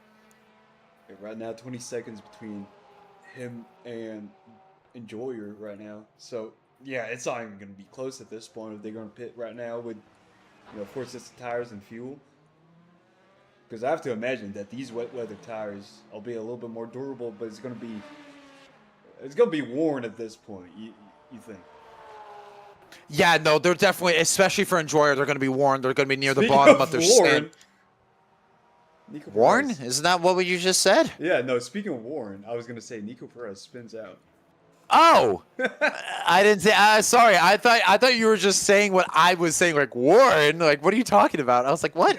No. What are you talking about? I just saw. Sorry, yeah, Nico Perez. I just saw a little bit. I was like, oh, gotta go on that. Keep it a little bit interesting. Anyways, Victor Zelensky, is out, or is he? He's either in the pits. No, no, he's out. Something's happened. No, yeah, he's out. What has happened to Victor Zelensky? So, the person who we thought was going to have a easy second place is now out of the race. So Bradley Kennedy is going to hold on to that second. What on earth has happened? It's been a nightmare. He crashed in the final corner before it went full wet, so I had to repair. Apparently, is what happened, and that's why. So that's why on strategy. That's why he lost time, and he said that he spun on the final corners, and so now he's just retiring because he just can't get the grip on the wet tires. Yeah, what a struggle for Victor Zelensky. So that is a tough loss for the Glickenhaus. That moves Bradley Kennedy in the second. Jay Richardson in the Alpine now moves up into third. And we are officially half an hour remaining in this race. Jose Flores, he's going to try to lap everyone now twice over. It'll be hard for him to catch Kennedy, but this is just for him to cruise it on home in category. Can I say Nico really Perez is funny in thing? the pit lane. What's a funny thing? So Nico Perez is 4th on Yeah. class, but he's below 4th in GT3. He's about Yeah, 4th he's going to get over. 4th class points in Hypercar, but he's going to come home in 8th overall. He's been like, yeah, this is just ridiculous from the Van Wall car. We only had 6 entries in this race.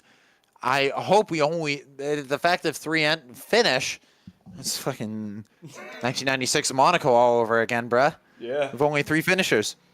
So, yeah, we will have to wait and see what happens with these guys. But man, oh man, it's looking pretty contentious here for the end of this race. Zatsmer getting back to the second place right now. Passing Marcus Smith and Boatley Enjoyer. It seems like Boatley Enjoyer went to the pits. Hordesky, I believe he's still going out. But it's 2 seconds right there. Sasmer got his eyes on site with Hordesky. I don't know if he pit or not. We have to look at the. Oh, yeah. I'm not sure if he has pit or not. He I think hasn't. he's just. No, he's on 36%. He has not pit whatsoever. So he's just off a pure pace, hunting them down. I'm gobsmacked on the strategy choice here because they have both fully lost out all of this time. Now, Smith is into third, by the way. Marcus Smith, I mean, he still has to pay. He will go down the order. But why this car hasn't gone into the pits? Does he think he can make it on, like, until the end? That could be, but Sasmer's already right behind him. He only has a 2 second. Yeah, it gap. doesn't matter. And look at him. He's got the fastest lap of the race in the wet tires, a 2:19.6 on the wet tires. Zasmary is absolutely flying right now. Why he didn't go into the pit lane to at least guarantee the track position to finish third, I don't know. But here we are. Gap is 1.5 seconds and decreasing between Horodeski and Zasmary. We're going to be seeing a change for the lead here pretty soon. Absolutely. That's why I got my eyes on him. Yes, we do. Down they go into the heaviest braking zone on the track. They got a little bit of lap traffic up in front with Mark Garrison of the 71. For Ken Zasmery. Before, oh, well, no, yeah, okay. It's I was right going to say, there. Horodesky almost just spun it completely on the exit of 2. I mean, that is the hardest traction zone on the track. I don't blame him. But look at Zasmery right on the back bumper. Will he send it up the inside here? He's going to be patient with this.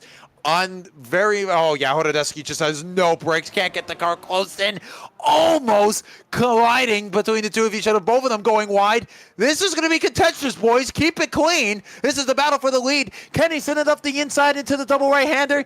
In the wet, yes he does. Peter Zasmery, what an overtake up the inside. That is a hard overtake in the dry, let alone in the wet. Great stuff. Horodesky, though, he's not done. He's trying to make it back up. But I think if you're in that 79 Mercedes, you enter the pits now. You're done. You got 33%. You can go a little bit longer, but you're done. Here comes Mark Garrison. Yeah, he's letting them go by in this battle. He's still not entering the pits. What are you doing trying to go up the inside? Trying to cut up on him. Almost clipping the rear quarter panel. He wants that position back, but Horodesky, I got to paint it with you, man. Right here, final. He's about 4 seconds left. He's going to do it. If he sends it into the last corner, I swear to God. No, he's going to be smart about this. He's smart about this. If he sent it up the inside and both of them crash, I was going to leave the call. I was actually good. I would have been done. I would have end the stream, just like that. Oh, Horodesky almost losing it on the exit, though. But, man, oh, man, I think this is now, you got to go into the pits. Yeah. Call it a break. Get her done. Right, is he still on the same lap as Horodesky and Zasmery? I think so, right? At least in my... No, Marcus... Dang it. Different name, just Garrison. Both got Mark. I thought that was Marcus Smith right behind him, but no, Marcus Smith still 8 seconds behind. Yeah, very much 8 seconds behind. He's been gaining on Horodesky and Smith at a crazy gap. He's the only one that's been matching Zasmery. If Marcus Smith never had that drive-through at the beginning of this race, this would be a different race because he would be fighting up with Zasmery and stuff. So the fact that he's even gone into this top 3 fight is really, really well done.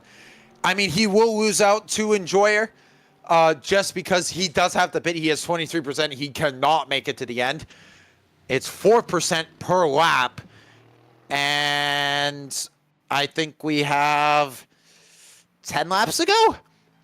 Just a little bit under. Each lap time is just a little bit over 2 minutes. I think just between 8 and 10 laps remaining in this race. So 8 to 10 laps to bring it on home for the front runners. Nico Perez, he's still racing, but now he's behind 5 GT3s. He's 9th overall.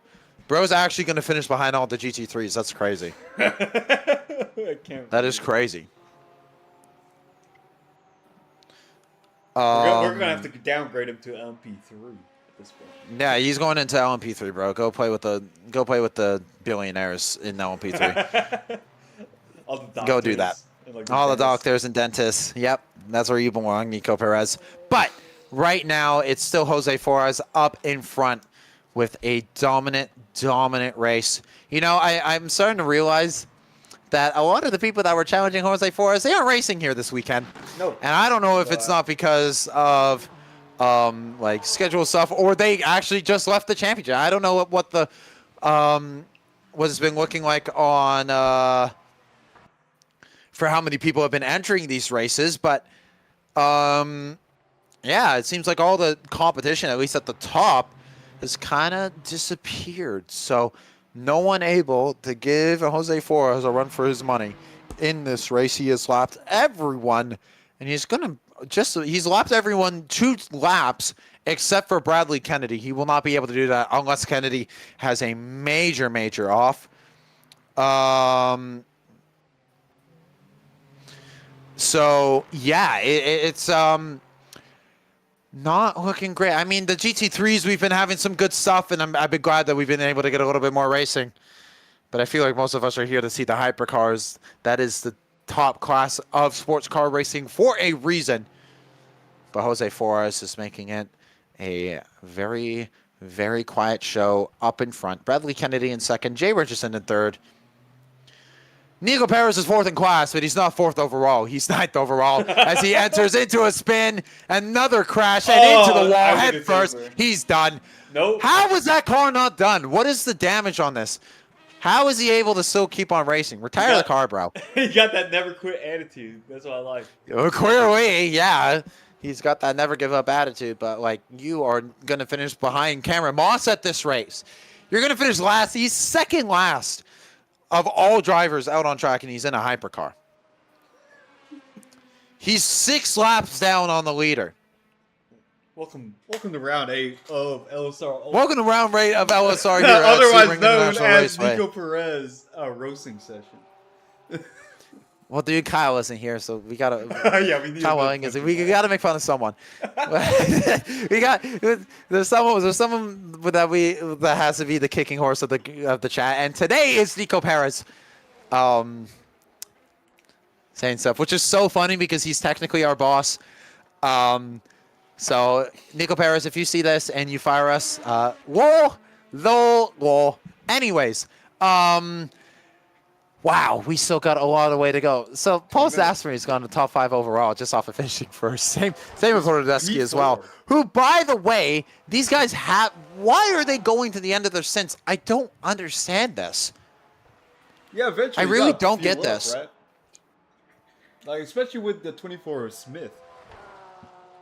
He has to feel Well, yeah, he's not finishing 3rd anymore. I'm not sure what the extension here was, what his goal was, but he is most certainly losing out on his time.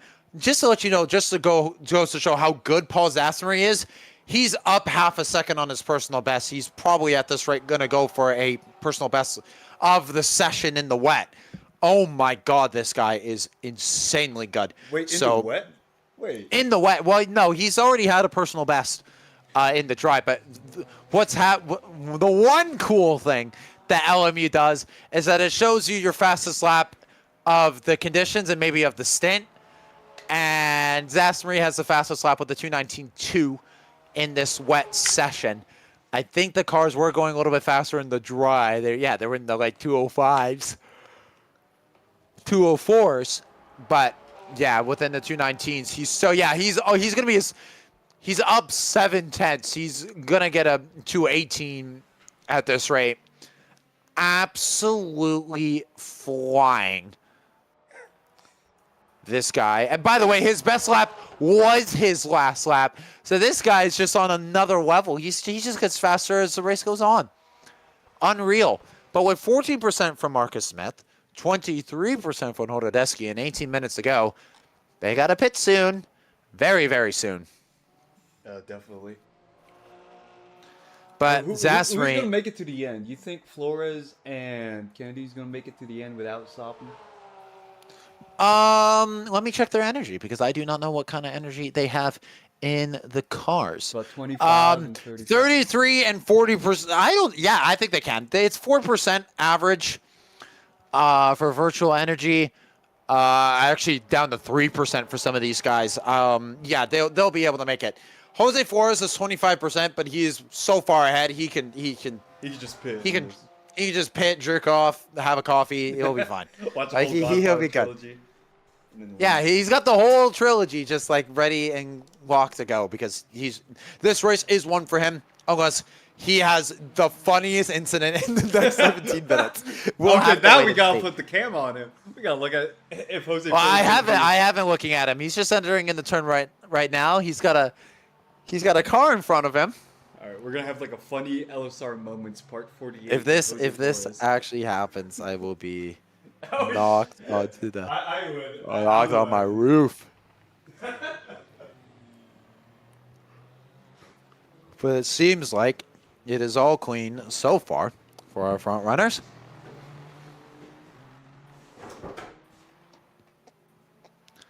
As he makes his way past Marcus Smith with no issue whatsoever. But with 24%, I don't know. I mean, you might be able to make it to the end, maybe not. You might have to pit with like one lap to go. Regardless, it really doesn't matter. I It mean, really doesn't matter. as I long agree. as he actually looks at his fuel level, because he doesn't want to fight. He doesn't want to DNF. That would just be. for the I fuel. swear, if Jose Forrest loses this off of just not watching that, I'm No, done. no, that's an LSR done. funny moments part 4. That is an LSR moment if I've ever seen it. See, we've dealt with the RBR moments. We have the LSR moments. Yeah. A lot of moments here in these casual racing series. We're gonna have Semi-casual. semi-casual. Man, half of the RBR races I've been on I was drunk. What do you mean semi-casual? Bro, I was high for those races too. You and I were the most shit-faced people there, and we would always finish in the top 5. That's formal right there. That is how they did it. You know, I'm pretty sure. I'm actually like, I think this is true. I'm pretty sure there was a driver at Le Mans who drunk drove the entire thing. Like, I actually think that's happened. It was like in the 40s or 50s or some shit, but that has happened where they just drove drunk the entire time. I mean, James Hunt did it, right? I don't think if James Hunt ever drove drunk, I think they drove buzzed. Oh, definitely. You don't think I was cutting grass in my lawnmower job, my landscaping job, drunk as shit, or at least Yeah, hungover? he said though, he's come out and said that like he's never been drunk during the race, but he's raced having like the most horrific hangover. So at least that's something. But yeah, that last lap, 2:18.4, Zasmari is just absolutely flying. Officially, 15 minutes remain in the 105 at Sebring. Zasmari is our leader in LMGT3. Jose Forja is our leader in Hypercar. It's looking very, very good for these two front runners. They have been both of these drivers are drivers of the day. If you want to give a driver of the day, who would you give it to? Zasmari? Would you give it to Smith, or would you give it to Jose Forjas? I was gonna say Smith because he's doing a recovery drive right now. It's really goated. Yeah, especially after American. what happened. And our American, yeah, it's got to be an American for America 250. Has to be.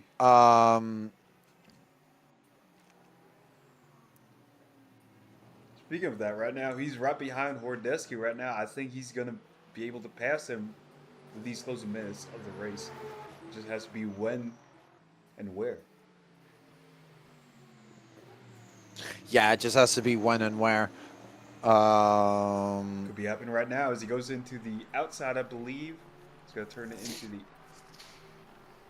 right there on the outside on that fast left-hander. Hordeski's still back on it though. A little bit more back on it. This is a great little battle here for the last few positions, but he is going to go into the pits. He's saying, nope, I am done with that. So Enjoyer is going to go back up into 30. We'll pass him undoubtedly. Now, here's the thing.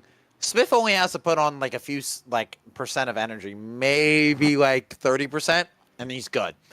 Hordeski, though, he's got a pit soon. I don't know if he'll lose out to Enjoyer here. We'll have to wait and see. But here comes Enjoyer, back up into 30, passes him. So down into 4th goes the 24 of Marcus Smith. But now, see, yeah, there you go. Like I said, only 30%. He's in and out of the pit lane. Enjoyer doing the strategy right. I knew him pitting early was the right call because he was going to be able to jump back in front. And I think he's going to get Hordeski as well when he eventually has to pit. We'll have to wait and see. But Enjoyer, just off of strategy, he might have done a really good job here. Mark Garrison also in and out of the pit lane in the 71 car, doing his final stop of the day. And that's, well, once Hordeski does his stop, everyone has done their pit stops in LMGT3.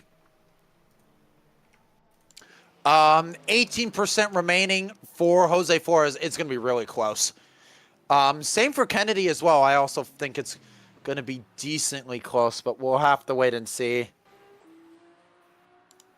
I think they're both fine at the moment if they really fuel safe and all that stuff. 12 minutes left to go. What about, I want to say, 5-ish laps? I think we got just around 6 to 5 laps to go. I would agree with you on that one, Mr. Lane. Is there anyone else coming into the pit lane doing their own things? I don't think so. Like the only one that got to go pit like right now is going to be Hordesky. Hordesky's Yeah, still out on track. Hordesky is still the only one that really needs to get that pit stop. Second in class. He's got a 13.5-second gap to Enjoyer. So yeah, he will lose out. So Enjoyer will get second here. No, he skipped the pits. I believe. Well, he skipped the pits entry now. Doesn't look like he is going. No, he's going one more lap. Does he know what fuel he's on? I hope he does. I really hope he does, because he has to pit. He will not make it to the end. By the way, Paul's asked me finding even more time to get a personal best of 2:18.49. How is he this consistent in the wet? I don't understand. Some ridiculous stuff here from that 24 car. Really, really good stuff. But yeah, no, Hordesky, I'm really not sure what his strategy is. I think he should be pitting ASAP to stop the bleeding, because he's losing so much time. Do you see how much time he's losing? Yeah. 2:23.9 was his last time, and Jordan's doing 2:19s. What are you doing? Get into the pits. Stop bleeding time. Because at this rate, he might lose out. He might lose out on Marcus Smith as well. This could be him going from a guaranteed podium spot to being outside of the podium, just off of strategy. Yeah, I have no idea what's happening on Hordesky's wall right now with the team strategy. Maybe he just doesn't see his fuel level. Maybe that's inop. Maybe they don't work no more. We'll have to wait and see. Let's see if Hordesky, heavy braking zone right now. Hopefully he pits this lap to stop the bleeding. Maybe he realized it at this part. Saying like, man, I'm losing like 10 seconds behind a guy behind me. Literally lost 2 seconds in that one corner. In the intervals between him and Boatley Enjoyer. We'll have to wait and see. Yeah, no, he's just going to keep losing. He's at 10% now, so he has to come into the pits this lap or the next. I just think that you're just losing time. This is just wasting time and wasting time. You're not going to be able to get. Yeah, he's gonna lose it out here for both Enjoyer and Smith. I'm guaranteed. Even though that gap's to 30 seconds, they're both in the 2:19s. Who's losing that out? I'm not really sure. It's not looking all too good. As we're just under 10 minutes remaining. Go ahead, Lane. I cut you off. No, I said it looked like he was entering pits, but no, he's still going out. He's in the back straight. Yeah, what is he doing? So he's still going for it. What is he just? He's got 2 laps of energy left. He's gonna try to like squeeze everything out. Like, you don't have the pace to do that. Yeah, you don't have the pace to do this. Why are you doing this? If you're watching this, I need people to understand this is how you lose a position, or you lose a race position, by just contemplating. You need to be constantly watching times and gaps, and sure, maybe there's not someone on the radio, but you should be having the times of other drivers on your screen to be seeing, hey, I'm losing 3 seconds a lap. I should probably do something about it. And what he should have done, which was he should have done this 5 laps ago, was pit early, at least, because maybe he would have still lost out to Marcus Smith in that 24 Lexus just off of pure pace. Fine, but you would have at least given yourself the chance to get into that battle. Now, because you're just 3 seconds a lap slower, you are now, I know he will come out behind that 24 and he will finish 4th now because of this. You're just ruining your chances by just driving this pace out. I think we're gonna have to get an interview with Hordesky, see what his line of thinking was. Well, if he finishes on the podium spot, because reminder, we only view the people, we only record the people who win or on the podium spot. If he finishes out the podium, he's not going to get an interview, so we'll never know. But I'm telling you, gents, at home, if you're in second in class and you're losing time and you have an offset, pit as early as you can so that you're stopping the bleeding. Stop the bleeding as early as you can to not allow for a situation like this to happen, because Hornadeski has just lost the podium position because of this. I think it As all we're just coming started up to from 6 him minutes. not responding to Sasbury pitting. in that Yeah, race. you should. I agree. The fact that none of them responded to Sasbury with that early pit stop, I would have. If I was in the position, I would have reacted immediately. I would have pit, because then you wouldn't have to worry about doing your pit. Enjoyer and Smith, they do their pits. You would be in that fight for the last pause, and he's not. He's going all the way to the end. There's no way. What is he doing? And he has to pit the next lap. Wait, if he doesn't pit the next lap, I'm actually. If he doesn't pit next lap, I'm gobsmacked. Why is he going to the end of his stint? I don't understand this. Oh my god. And I want to see what this last lap is, because look at Enjoyer is within 5 seconds now. He's lost so much time. His last lap was a 2:25. He's 6 seconds slower. What are you... Oh, dude, you need to be entering into the pits. Here comes Nico Perez. Nico Perez, if he hits position, him... by the way. Yeah, this is some representation. Oh wait, no, it's not for position because Nico Perez is a lap down. Yeah, no, that's not for position at all. He's still a lap down. By the way, Nico Perez, he's still in 8th. He's only passed one driver, and that's Mark Garrison. But oh yeah, there goes Orodetsky off the track. He's got no tires, no energy. He should have got into the pits like 5 laps ago. Man, oh man. It's painful. This is a painful watch. What is his virtual energy? I want to see right now. Low. So Paul Zasmery, I keep saying Peter Zasmery, but Paul Zasmery is still up in the lead. He's going to be able to hold it off. That was the driver to hold on to it in the main part. But Paul Zasmery is just holding on very comfortably. That gap is 4.3 seconds. But yeah, look at Enjoyer. He's already within a second. But yeah, this is his last lap. He's got to go into the pit. So he's going to lose out here, and he's going to lose out to Smith, and he's going to go wide here. So there goes Enjoyer up into second place. This is how you don't run a race for track position, because he should have known that second was not in the cards. Enjoyer is going to hold on to that second. Is he not pitting? Is he still not pitted? Oh my god, he's not pitting. So going Hornadeski is officially retired from this race because he's run out of energy. He'll still have fuel. What on earth? Lane, what is going on? I think that he doesn't know his fuel levels. I don't think he knows his energy level. Yeah. Well, wait, so what happens? Because he still has fuel. When the energy runs out in the LMGT, what happens? Are they able to just keep on going? Like, what? It looks like he's a lot slower right now. He's like running. He's insanely slower. He's 6 seconds a lap slower. So if Marcus Smith can giddy up, he might be able to get third. Well, maybe he doesn't. I don't know. I feel like if you have 2% energy, you should pit.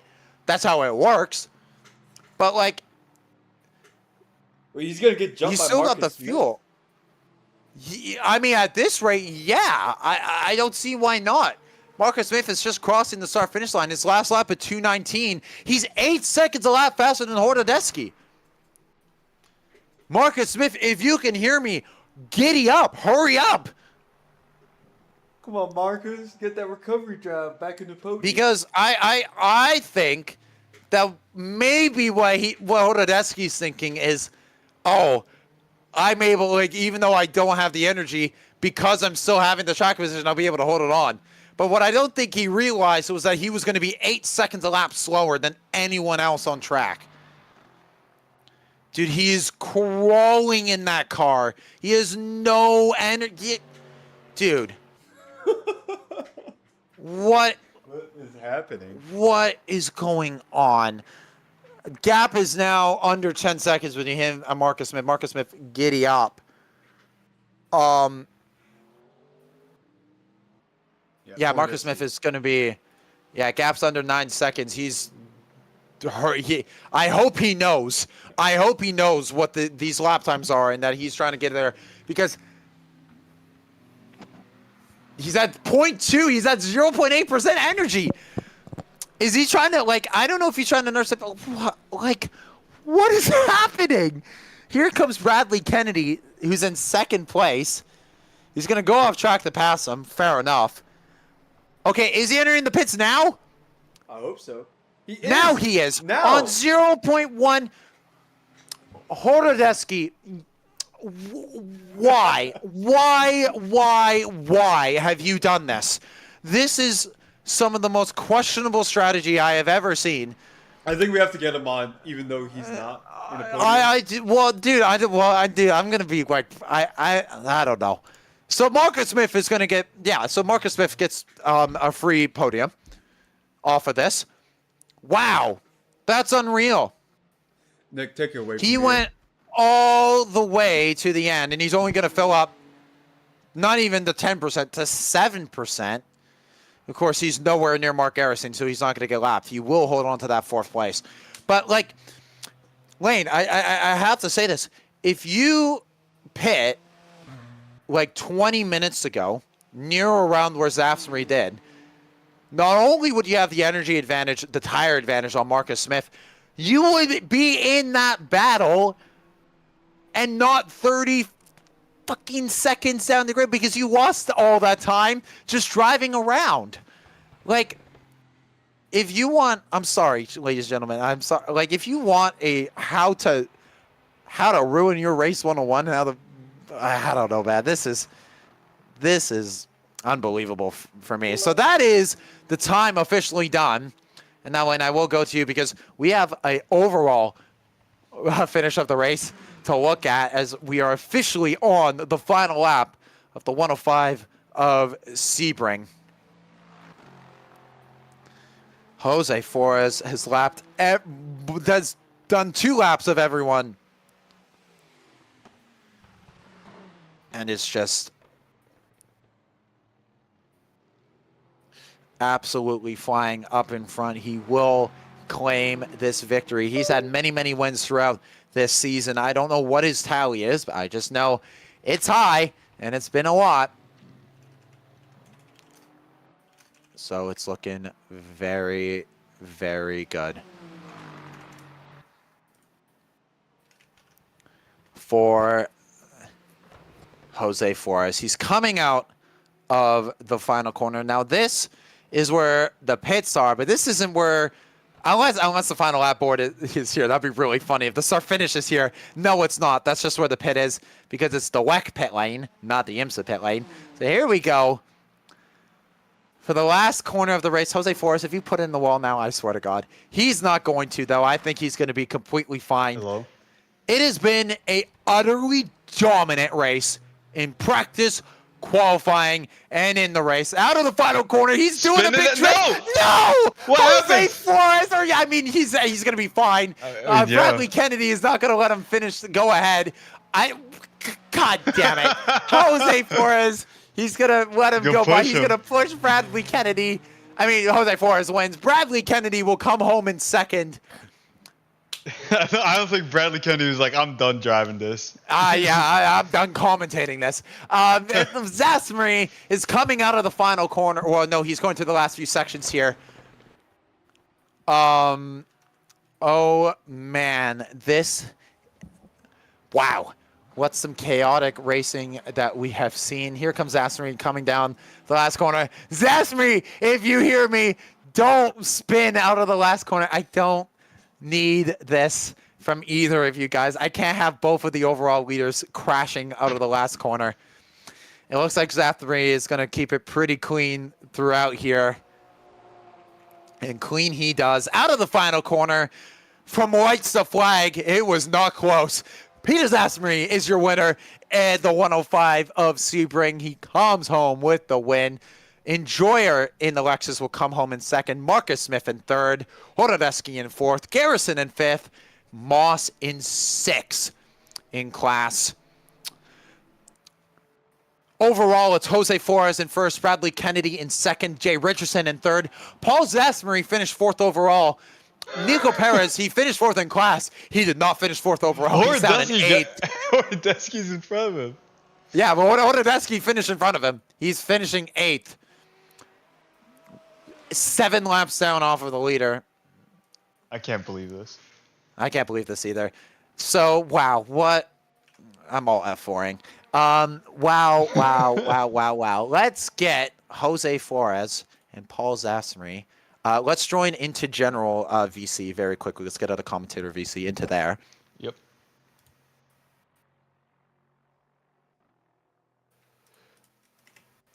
And we will. Testing. Okay, here we go. Man, my mic died in the final couple minutes. I had to replug it and all that stuff. Hopefully it's fine now. You're all good. Hopefully we can get them in for an interview. We'll wait them a little bit. We have our LMGT3 winner, and that's Zasmery. Oh man. You know, racing in the Sebring in the dry is something. In the wet, it's a whole different story. I want to talk to me about how you were able to control that race, that last bit of strategy work that you did. How was it, just overall? Oh man, I can't really explain it to you that well. It was just the Porsche car with the rear engine really helps out of the corners. Outside of that, it's just pray, throttle control, and see what the others are doing. I got lucky because of like the fast boys. Alves, Smolka, Bergqvist didn't race today. Outside of that, yeah, it's just consistency, my man. Yeah, no, you were an absolute animal. Like, so I was looking at some of your lap times in the back half of that stint. You were just going faster and faster and faster. Dude. You were a robot, man. It was, yeah. I was locked in. I think the track also got a bit less wet at the end because I felt the grip come back more and more. But yeah, it was full focus all the time. That's great. Aaron Lane, any questions for the Zaf? No, not really. I think he really paced himself with like being in front for most of the time, and that he had the undercut, which is the preferred thing.